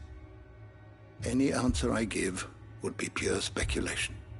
Then my hunt was doomed from the first. What was Vivian expecting? That I'd pluck it from thin air? Not from thin air, no. From ash. Rumors of the Executors are rife among the scholars of Storm, but rather less so across the Strait. I have a friend. Well, I had a friend in the village of Garnick, a collector of rare tomes, upon which subject we would oft correspond. Alas, I have heard naught from him since the skies fell dark. And no doubt he, too, has turned. But, though he did not mention it by name, it is possible that a surviving copy of From a Distance yet rests upon one of his many shelves, quietly awaiting discovery. If you were, by some chance, able to save even a single book from the poor man's library, I know his soul would rest easier. Very well. When I next find myself in Waloed, I'll be sure to pay Garnick a visit.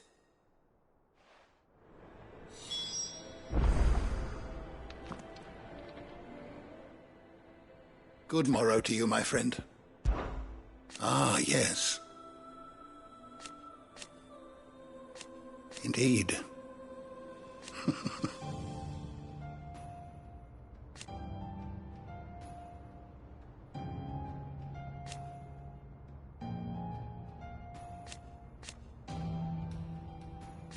Then go. Having never visited, I cannot tell you exactly where in Garnick my friend's lodgings lie, but he did mention they were some distance from the road. I make no guarantee that you will find what you seek there, only that it is the best and perhaps the only place left to look.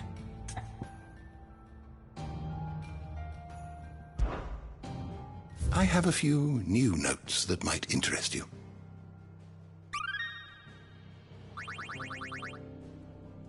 If you have a question for me, I should be happy to answer it. You are always welcome, Clive.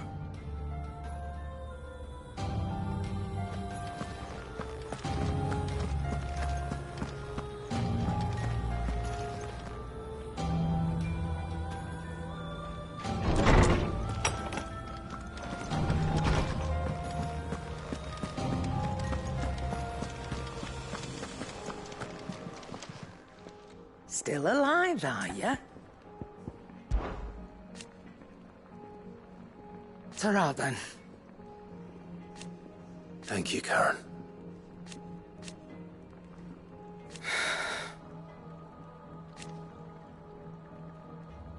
You could do this too. Coin purse weighing you down?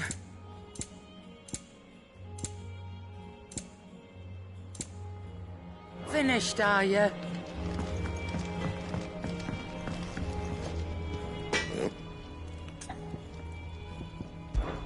Crack the crystal.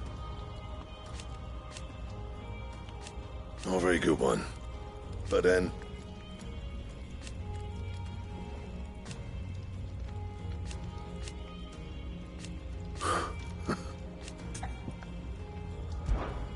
What do you want?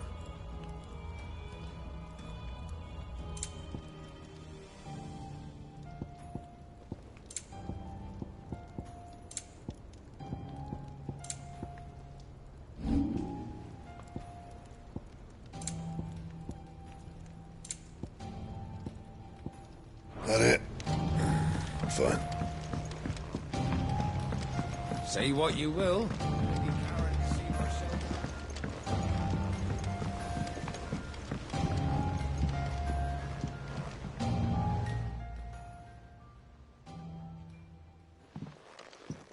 Pining for something, boy? What is it? What do you see out there?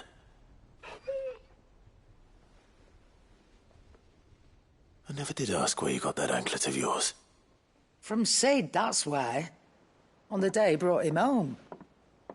That long ago? And you're only thinking to ask this now? Sid saw that the pup had a habit of gnawing on his leg, since you ask. Clap that there iron on him to keep him from doing it. What was wrong, boy? Heartache, like as not.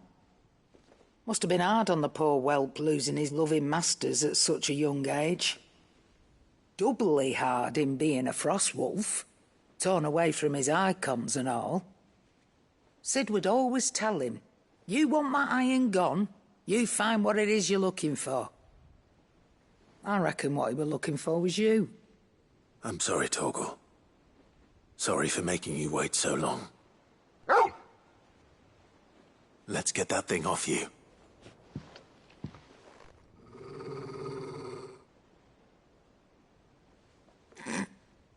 Doesn't sound like he wants it off. Indeed. You miss Sid as much as the rest of us, don't you?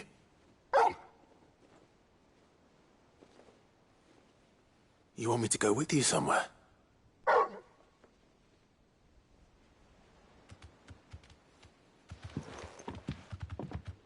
Quick, aren't you? Glad you've been paying attention. Not nearly as much as you have, Lady Karen. Aye, good thing and all. It's not like Gav would have kept him in nuts and rubbed his belly these past 10 summers. Your kindness is appreciated. You've been a good friend to him. Where to then, Torgal?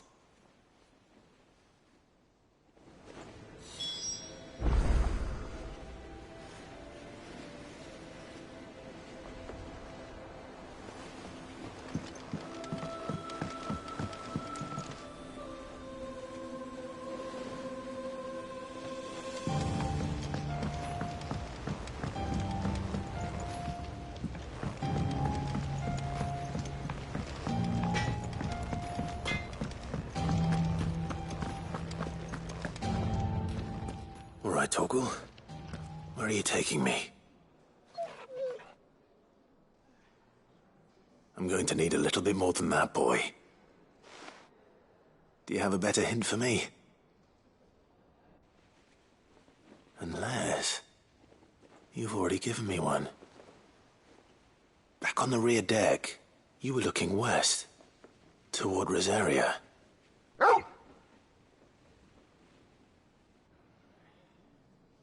Why don't we try the rookery?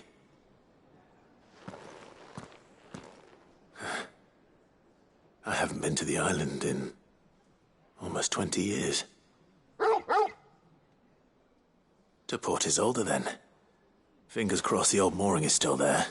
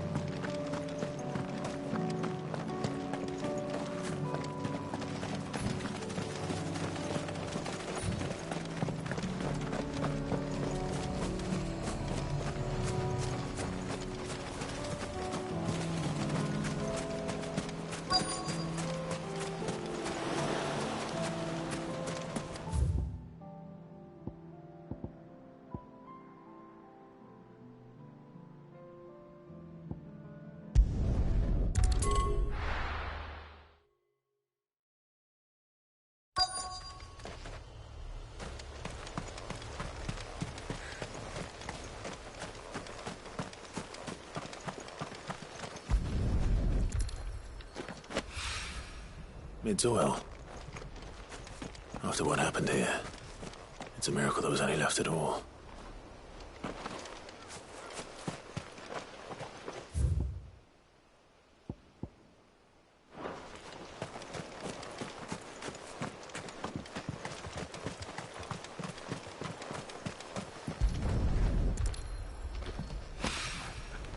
This should be enough.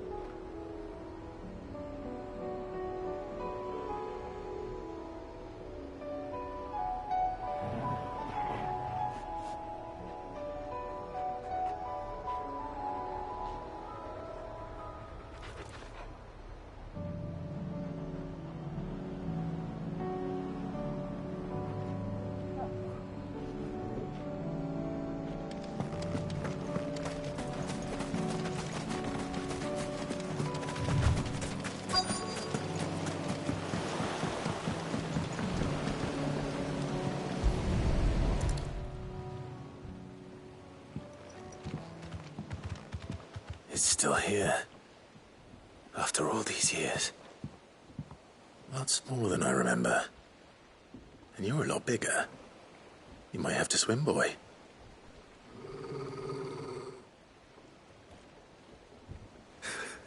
I wasn't being serious. You two go on without me. I doubt that boat will hold a third. If you're sure, we won't be long. Hop in, boy.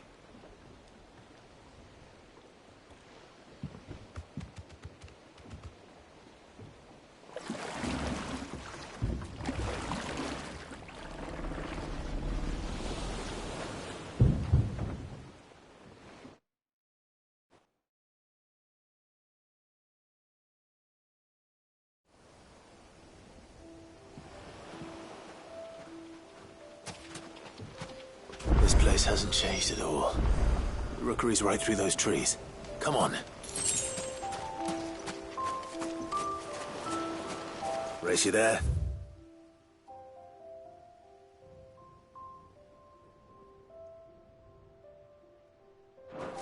I bet I could still beat you.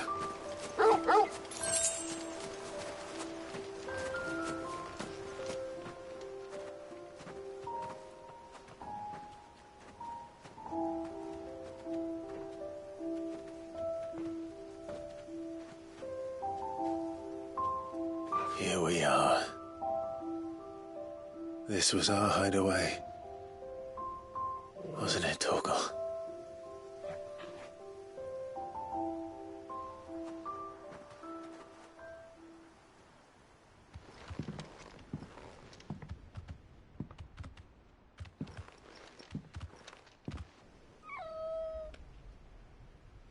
Coming here helped me to forget who I was. Or wasn't. Prince, shield. Son his mother could love. Had I been any one of those things? Perhaps.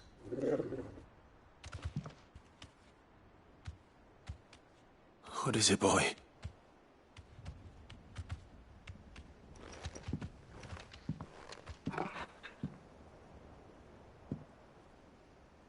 This is all from the castle. In Phoenix Gate. Did you bring these here? My sparring sword.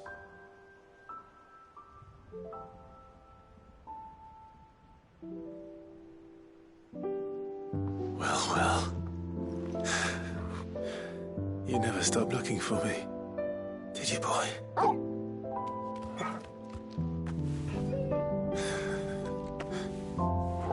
Thank you, Torgal. For never giving up. For never forgetting.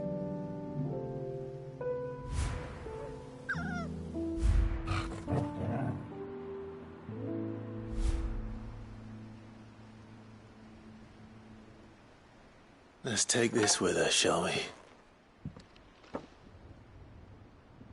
So I don't forget either.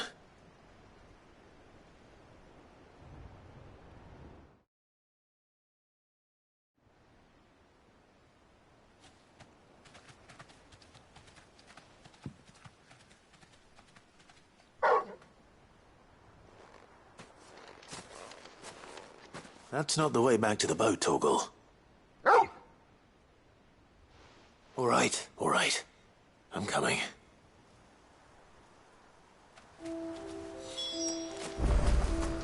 I think I know where we're going.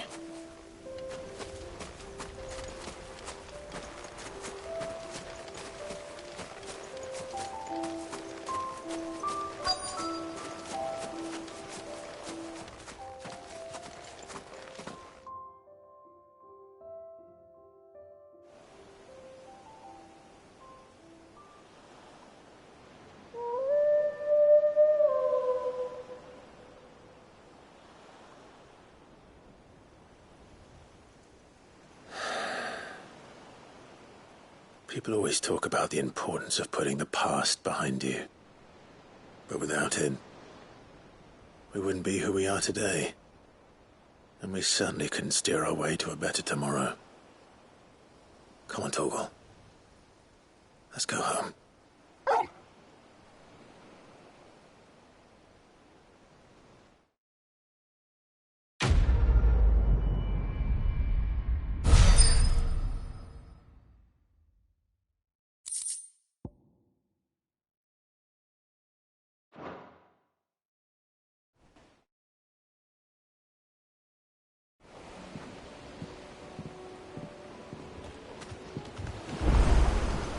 Sorry for the wait. We're ready.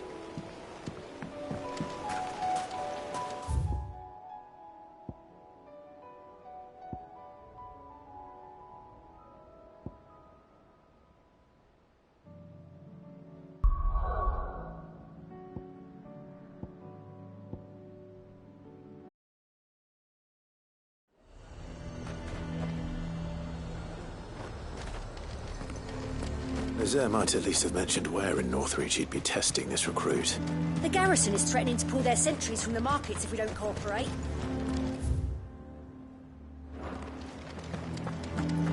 What does the Dame have to say about all this, I wonder?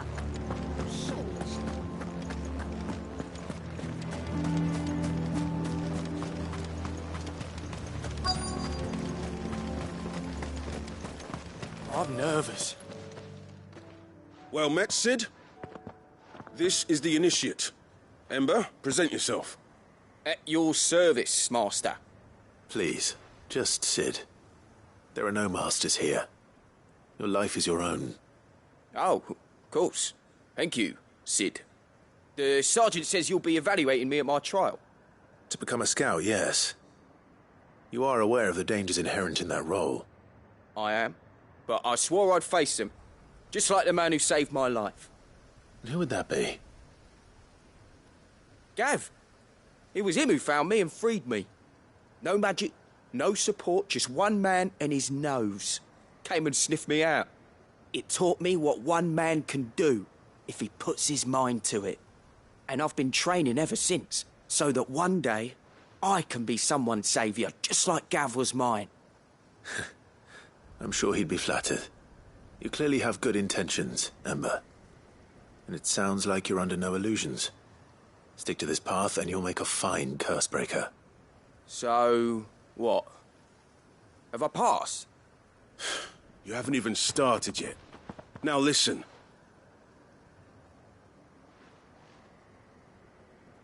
Not far from here is an Imperial lookout, Eastwatch. The guards there record all their sightings in a logbook. You are to find it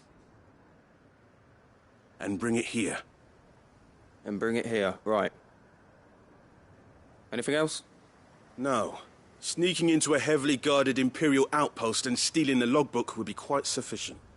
You will need to assess the situation, determine a point of entry, create a distraction and effect an escape, all without being discovered and thrown into an Imperial oubliette. Ember, Gav isn't our best scout because he can do everything. It's essential that you know your limits. Know my limits, right. I won't let you down.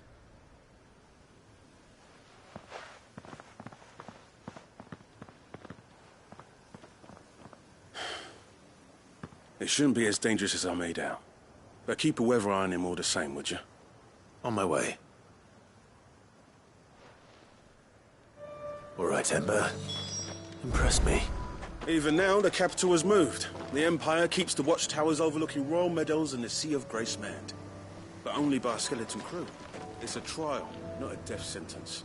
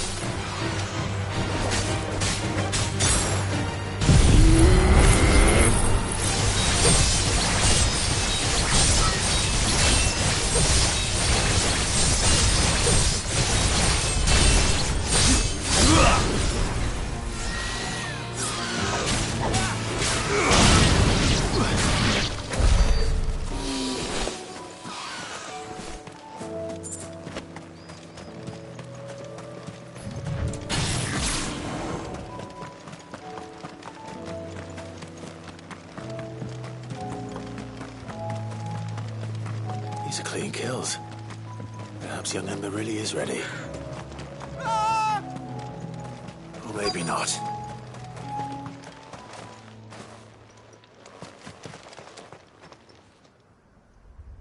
Damn it. Ember, draw your sword! I can't! Then run! If you want him, you'll have to go through me.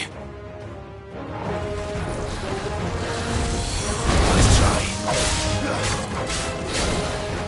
Too slow.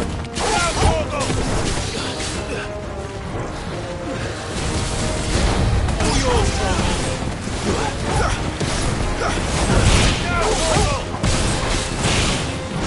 all yours, all yours, Too slow. Kill! Kill! All yours,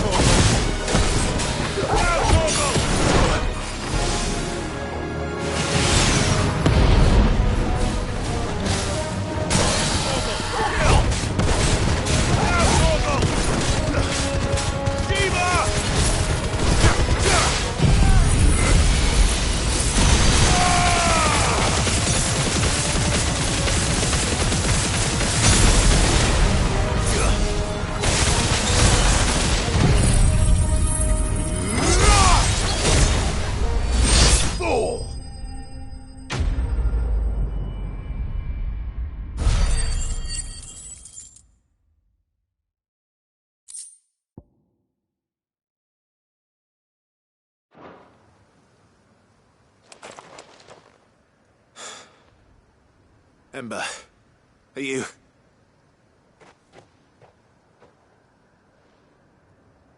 Gone. Of course. Scouts really are a rare breed. Back to Northreach it is, then.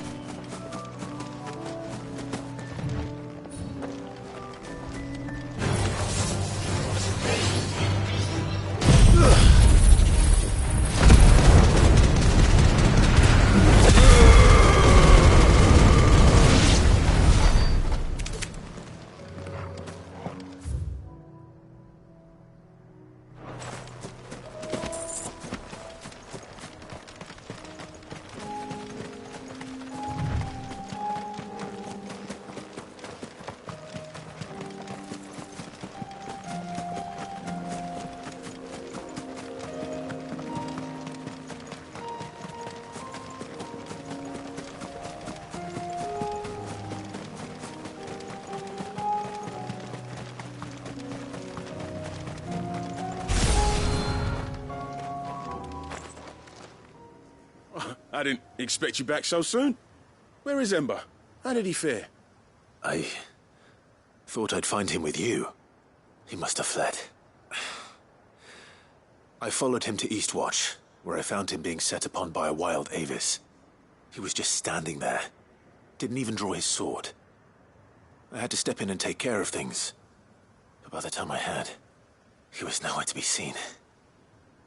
I assumed he'd set off in your direction, but apparently not. Oh, I'm sorry, Sid. I knew the boy had a nervous streak, but he seemed like... The right man for the job?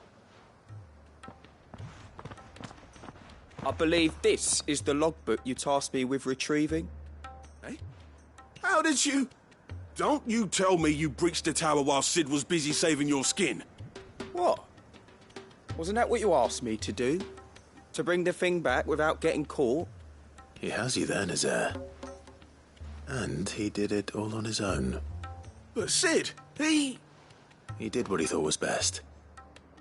And now I have to decide whether I agree. Of course. We'll await your evaluation back at the hideaway. Don't you leave my sight. Yes, Sergeant.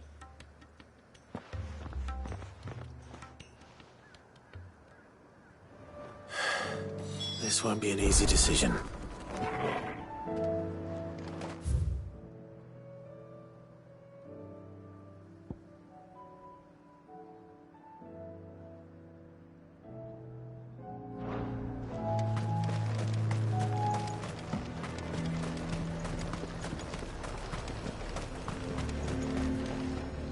Welcome, welcome.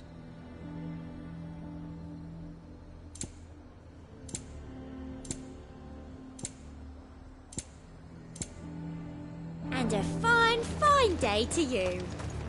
The garrison is threatening to pull their sentries from the markets if we don't cooperate. I would speak with this Duke. Saw the captain just now. He's wearing his uniform. Your town needs you. I need you. But the Duke would have...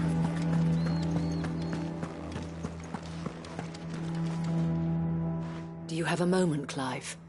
What is it? It's the Duke, unsurprisingly. His Eminence has assumed full control of the garrison and put every able-bodied man to work on the fortifications. The town was left all but unguarded, so Philippe was compelled to form a citizens' watch to fill the void. And though my dear boys have been characteristically willing to assist him in this, they want for bodies. So I was wondering if you would lend them your strength, that the people of Northreach might sleep easier, if only for a few nights. Of course. Whatever you need. Thank you, Clive. What would I do without you? Philippe told me he had men stationed at... Where can I find the mistress of this establishment? Here, my lady. To whom do I have the pleasure of speaking? My name is Sabine, and it is my displeasure to be the daughter of the Duke of Oriflamme, who I understand is causing you and your town no small amount of trouble. I wish to speak to you about what might be done. Very well. Let us speak. I trust you'll forgive me, Clive. Absolutely. Our conversation can wait. Please, proceed. As you know, my father is a most overbearing and supercilious man, and I join you in objecting to his every action.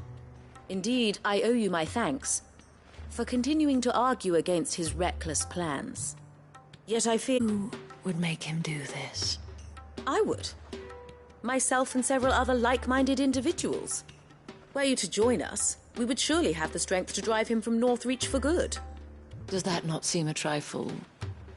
drastic? Drastic action is precisely what is called for.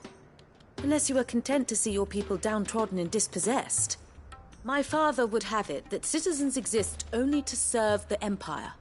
That they should be forced to make every sacrifice to ensure her revival. But he is wrong. It is not the people who must serve the Empire, but the Empire who must serve her people. He's always been like this. Scornful of the opinions of anyone he judged beneath him. But he cannot be allowed to ride roughshod over the common folk any longer. We must fight him. By all possible means. Fight him? No. My purpose is to quell the tension in Northreach, not to stoke it. Respectfully, my lady. Our only chance of saving this town depends upon every one of us uniting against our common enemy. Your father and his followers included. While I understand your frustrations, I cling to the hope that he may yet be won round. False hope, I assure you. But I see that your mind is made up. I shall bother you no longer. If you will extend me the same courtesy, I bid you good day. She certainly has spirit. Indeed. But unfortunately for us, that spirit is only likely to harden the Duke's resolve, which may be enough to seal the fate of this town. Not that she cares. This is all about her and her father. Families. I'm sorry, where were we? Ah, yes. I was about to tell you of Philippe's plans for the town watch, but perhaps it's better that you heard them from him. I believe he's in the market, if you'd be so kind as to seek him out. Right away. It's just a pity I cannot join you. I'd like to see the two of you in action together.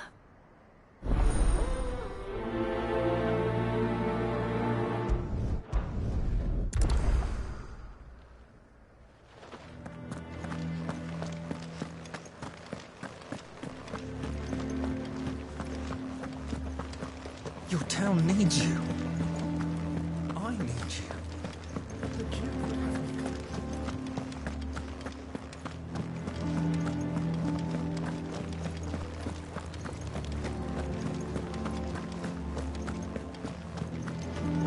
This is my father's stall. So you are content to abandon... Please, I beseech you. If you are a true son of Northreach, you must fight to defend your home. That's exactly what I am doing, milady.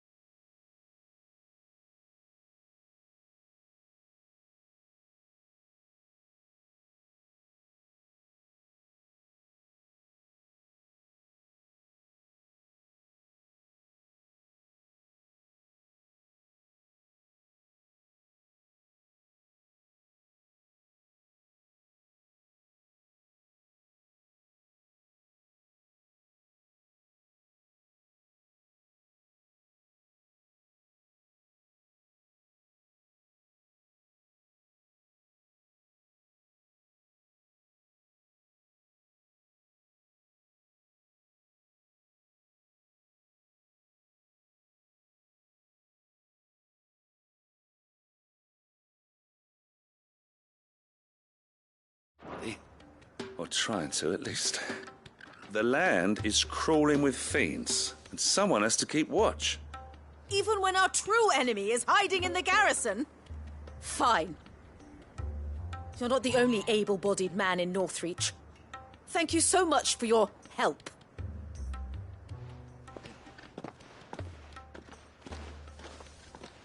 She cornered you too, then? Could hardly get a word in edgeways.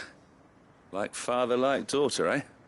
She made an uninvited appearance at the Vale earlier, hoping to convince the Dame to join her in fomenting rebellion. I bet that went well. Her ladyship seems to have a way with people. Anyway, what brings you here? Our mutual friend thought you might welcome some help. Oh, she did she? Right as always. In fact, you're just the man. We've had some reports, you see. Sightings of, you know what. They're back. Seems that way. All over, too. We haven't been able to confirm anything yet, but if you're willing, you could go and see what's what. Right. Where should I look? You know Grieger's Weep? One of the sightings places them somewhere on its shores. I'm on my way. Thank you, Clive. I'll look into one of the other sightings. Let's rendezvous back here later.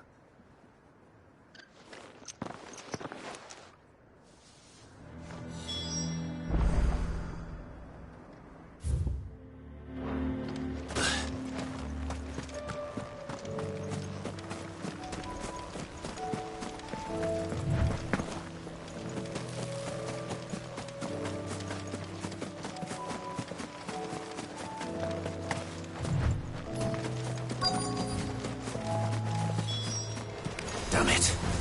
The reports were true. I need to stop them before they get to the town.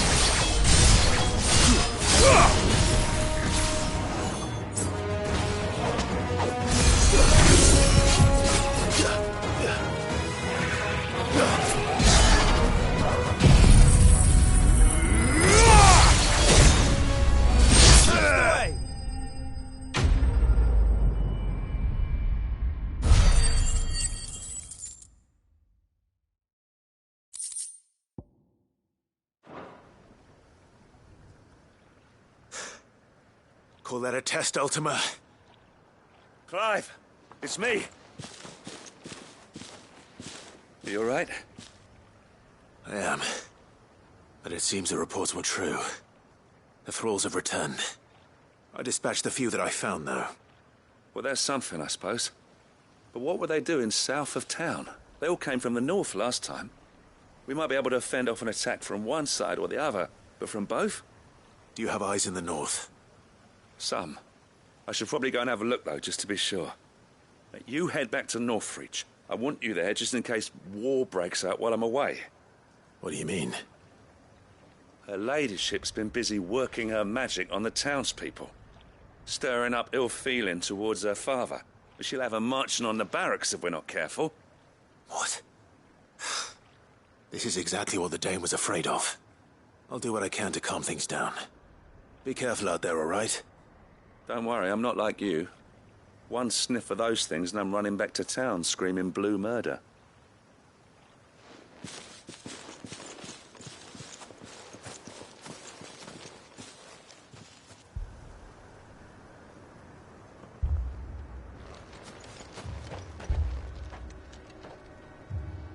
Do you not see, Father? The people of Northreach have given enough, and only a fool would ask for more. Listen to me, Sabine. Where would our people be without their country, hmm? The Empire is their sword and their shield. It is she that ensures they can live without fear. And now she teeters on the brink. Without their sword, how will the people fight? Without their shield, how will they protect their kin? Can the unarmed stand against the advancing hordes? No. But there is yet hope. A new shield, a new sword. A new empire. We can rebuild Sandbreck, just as Great Grieger wills it. Perhaps we could, Father. But we don't want to. Not if it is built on the broken backs of the people. Please, let us not quarrel in the street. You must see that no good will come of this. Our fight is not with each other, but with the threat that draws ever closer to our gates. A threat that your sword has yet to rid us of, Your Eminence. You will hold your tongue, whore! You may have filled my daughter's head with your heresy, but I will not be corrupted. Corrupted? Your daughter's opinions are her own, as you would know if you had ever deigned to listen to her. At least I hope they are your opinions, and not posturing born of a family feud. Northreach deserves better than that. Northreach deserves better than you, Carla. Yes, I know who you are. The slut of Twinside who bedded a Branded. Jealous, are you? That a woman might choose a bearer over a pious man of Grieger. Clive! I met a swarm of thralls coming south from Oriflamme. Hundreds of them. Too many to count. No. Work on the fortifications has scarcely begun. We will retreat to Caer Norvent and there make our stand. Did you hear me? That was an order!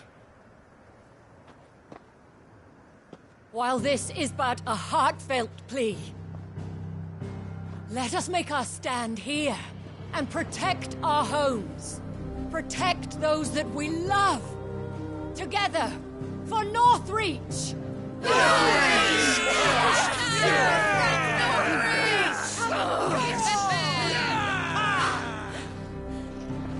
You heard the dame. What are we waiting for? Pikemen to the gates. Archers to the roofs. Quickly, come on!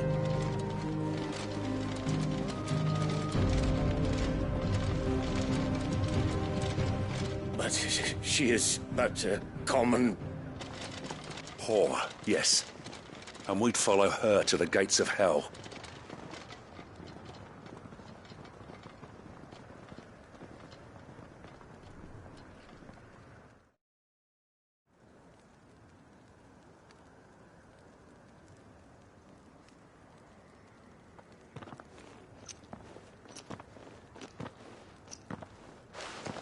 The men have their orders, and they look like following them.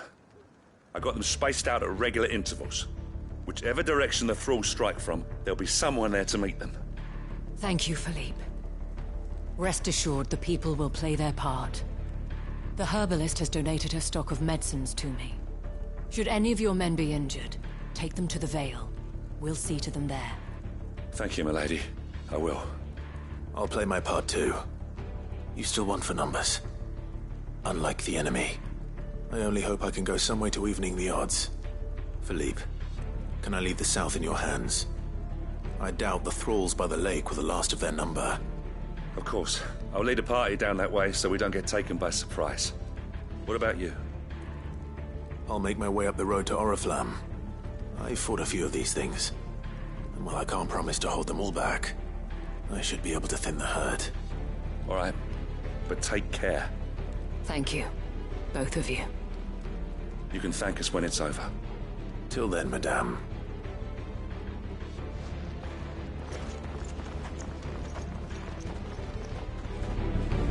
When the fighting begins, we can take refuge in the barracks.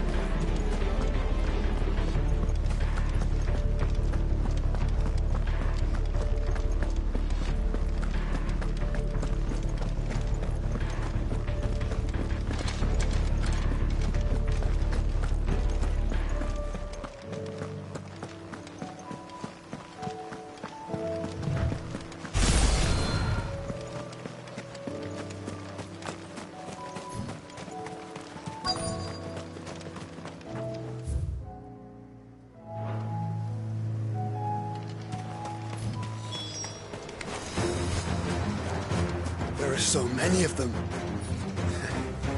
Not for long.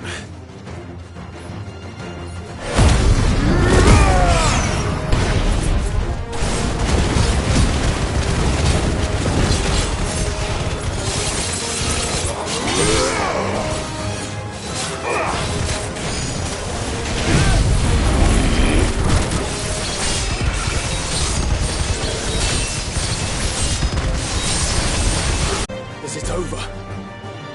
No. It's only just begun.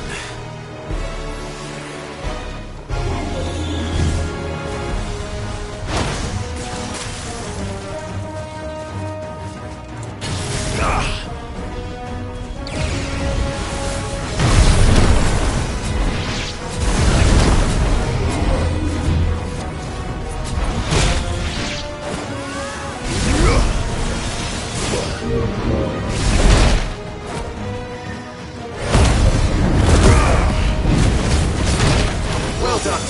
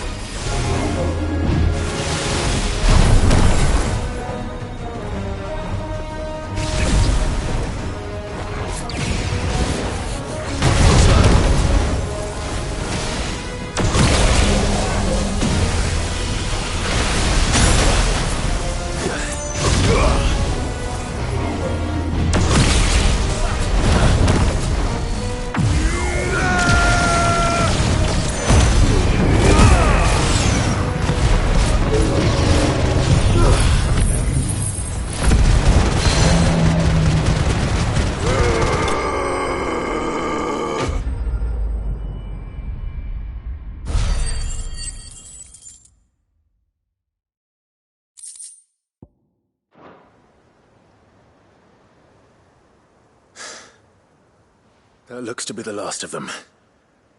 I wonder how the others fared. Better hurry back to town. Come on, Torgal.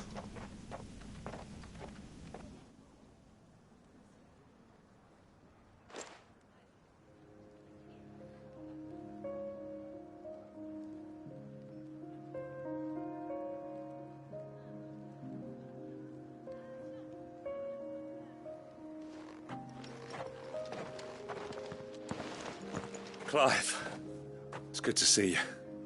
And you. The road to Oriflamme is clear. How did you and your men fare? Well, we ended up fighting for our lives down by the lake. Took a few nicks, but nothing the girls of the Vale can't put right. Glad to hear it. Well, it seems we've survived. For the time being, at least. I thank you both for answering the call. You were right. And I was wrong.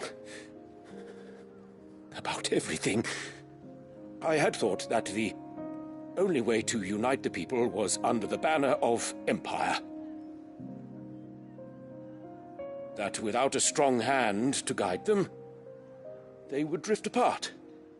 To be borne hither and yon by the eddying currents of fate. But you brought them together. Not by force, nor by the exercise of goddess-given authority, but by simply being one of them. By knowing what they feel, because you feel it yourself. Our purpose was ever the same, Your Eminence. You were merely distracted by a loftier vision of empire and glory, while our eyes beheld matters closer to home. You have the right of it again. As did you, Sabine. His Radiance said it himself. Sanbreque is naught without her citizens. I forgot that, and I am sorry. I'm sorry too, Father. I should never have taken things so far. I only wanted you to understand how the people felt.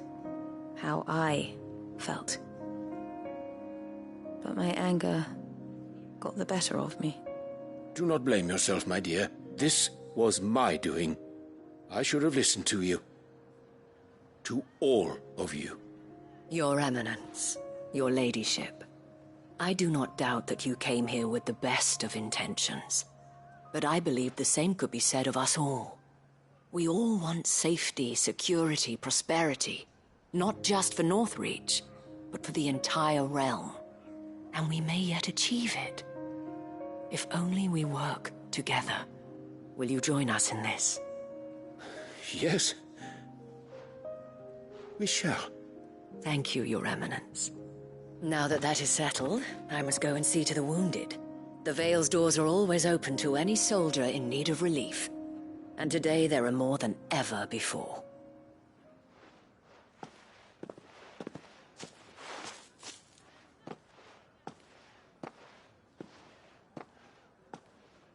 Madame Isabel is a rare soul indeed. In these dark times, I see that it is not men like me who should lead the realm, but women like her. You're right. If only I'd listened to her when I had the chance. Forgive me for saying so, milady, but you still do. The Dame said it herself. We can turn things around. We just have to work together. And that goes for you, too. You're one of us now. One of you? Well said, Captain. Let this be a new beginning. Not only for Sanbreque, but for us. Well, since there's nothing more to be done here, I should see if Isabel needs any help moving the wounded.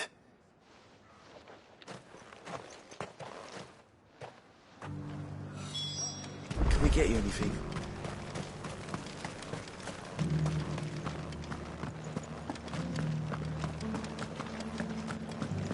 There's no need to worry.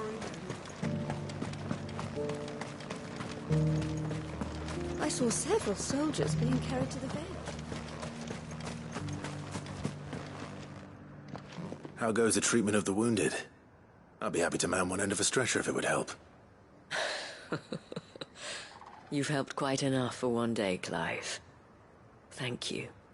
Don't mention it. Oh, but I must. After all you've done for this town, it is the very least you deserve. Tell me, if Northreach had fallen, what would you have done? A woman of your means could find a home anywhere in the realm, but I sense you would rather have died here. It's a long story. For you, madame, I have all the time in the world.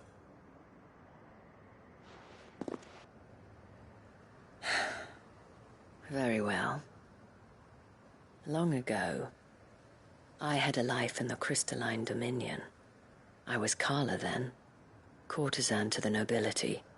So sought after was I that it was only they who could afford my time.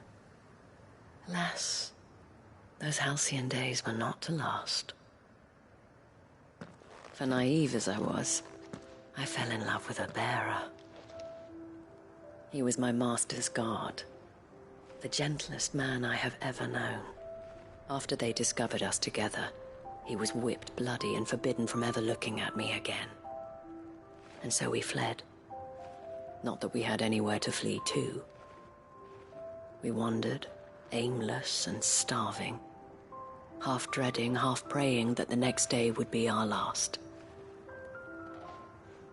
Until we found ourselves here, in Northreach. It was the Vale that took us in, that fed us, clothed us, and healed our hurts. Those that could be healed, at least. My love was already too far gone. He passed away. He did. Not long after we arrived. But at least we were able to share a few moments of peace before the end. It was the greatest gift I have ever received. But the generosity of this town and her people did not end there. The men and women of the Vale supported me through my grief.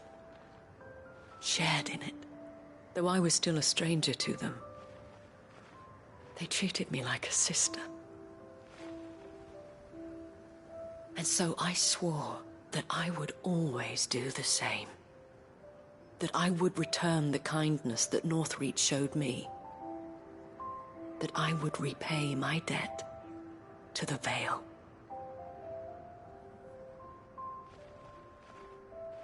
Thank you, Isabel, for sharing this with me.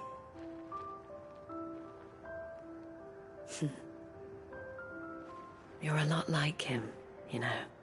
Perhaps that is why I have such a soft spot for you. Never stop fighting, Clive. And I shan't either. I know that it will not be easy to keep Northreach together. But our efforts will be rewarded. Just look at us now. The people, the soldiers, even the Duke of Oriflamme and his daughter, all united in defense of this town that we have come to call our home. And what of you? Can we count on your support too?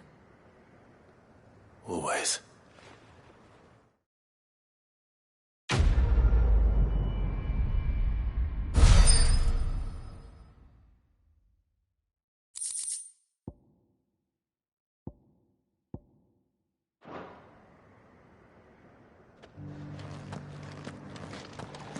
We have brought Northreach together. Now the fight begins to keep her together. For if this town is to survive, we must all play our part. Including you, Clive.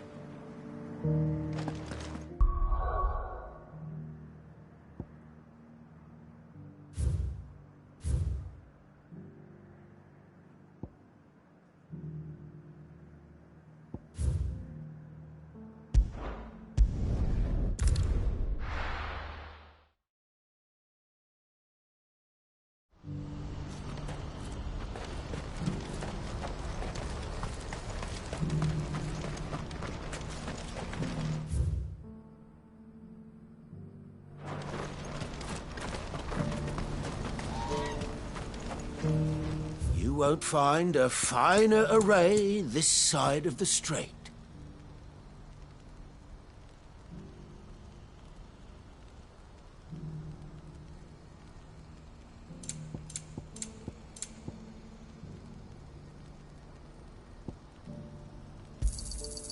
Many thanks. A fine choice.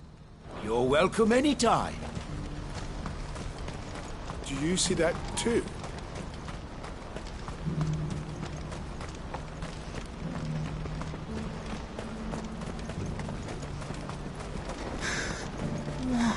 What is it? Oh, please. Just make it stop. I'm scared.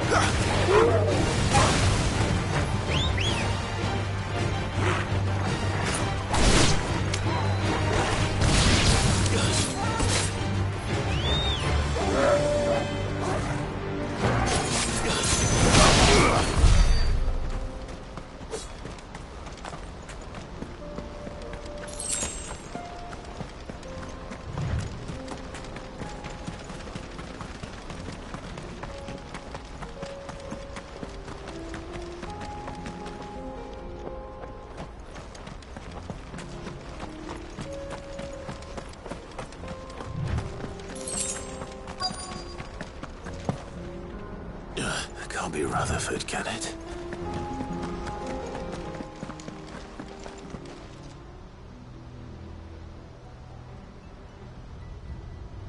Turncoats and cowards, the lot of you! If it's a fight you want, it's a fight you shall have! Allow me. I don't need your... Please, Field Marshal, oblige him. This won't take long. You're right. It won't. Men, finish him.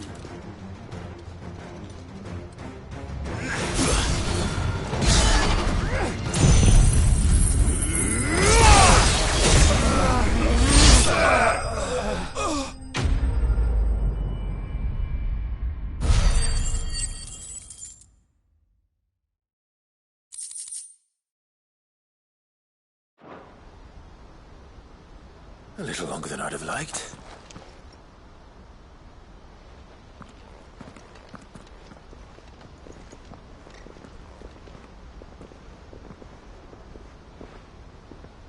Field Marshal Havel, I presume. Are either of you injured? No, my lord. You arrived just as our escort turned on us. Fucking traitors. I'd heard reports of soldiers in the outlying regions abandoning the oaths they swore. But I hadn't thought the corruption had reached so close to the heart of the Republic. It's a fucking disgrace.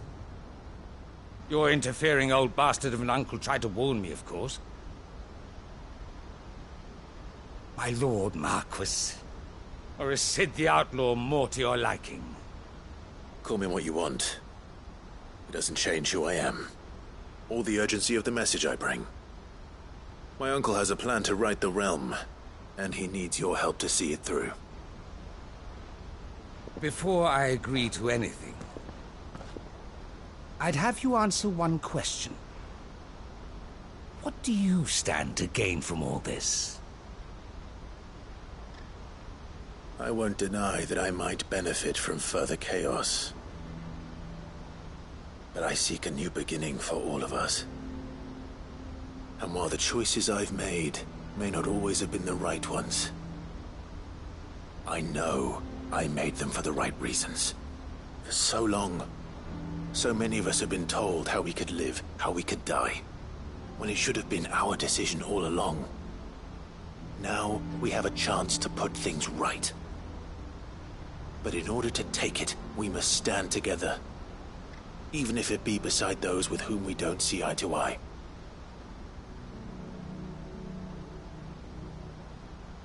Certainly not the words I expected from an outlaw. But perhaps your uncle was right. You are no ordinary outlaw. I'll never hear the end of this. All right. I'll start by ordering my most trusted guard to bring the Dhalmekian fringes under control. Next, I'll make contact with my counterparts in the Imperial Army and see if I can't convince them to try and restore order in their own territory. Thank you, Field Marshal. But they are not the only ones we will need to convince. What do you mean? I don't doubt that I can bully some sense into a few generals. But those they answer to require a different kind of persuasion. And when it comes to honeyed words, well, we will need an envoy. One who can court even the most stubborn of statesmen. You, perhaps. I'm flattered. But I'm no diplomat either. And I have other problems to attend to. What we need is a skilled arbitrator. And I may know just the person. Is that so? And would he happen to be an outlaw too? Of a different kind, perhaps. Well, beggars can't be choosers. I suppose we'll all have to find a little of the outlaw in ourselves if we're to make it through this. Very well. Send your man to me right away. I shall.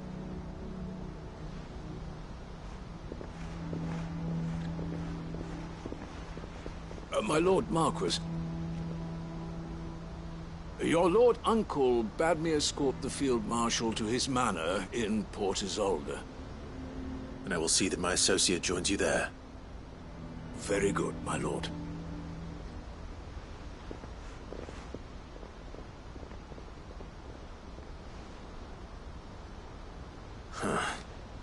An envoy. I'm not sure I'm the man to talk anyone round. I can barely convince my brother to take his medicine. No. This is a job for someone with experience. Someone like Quentin. I hope I can convince him at least.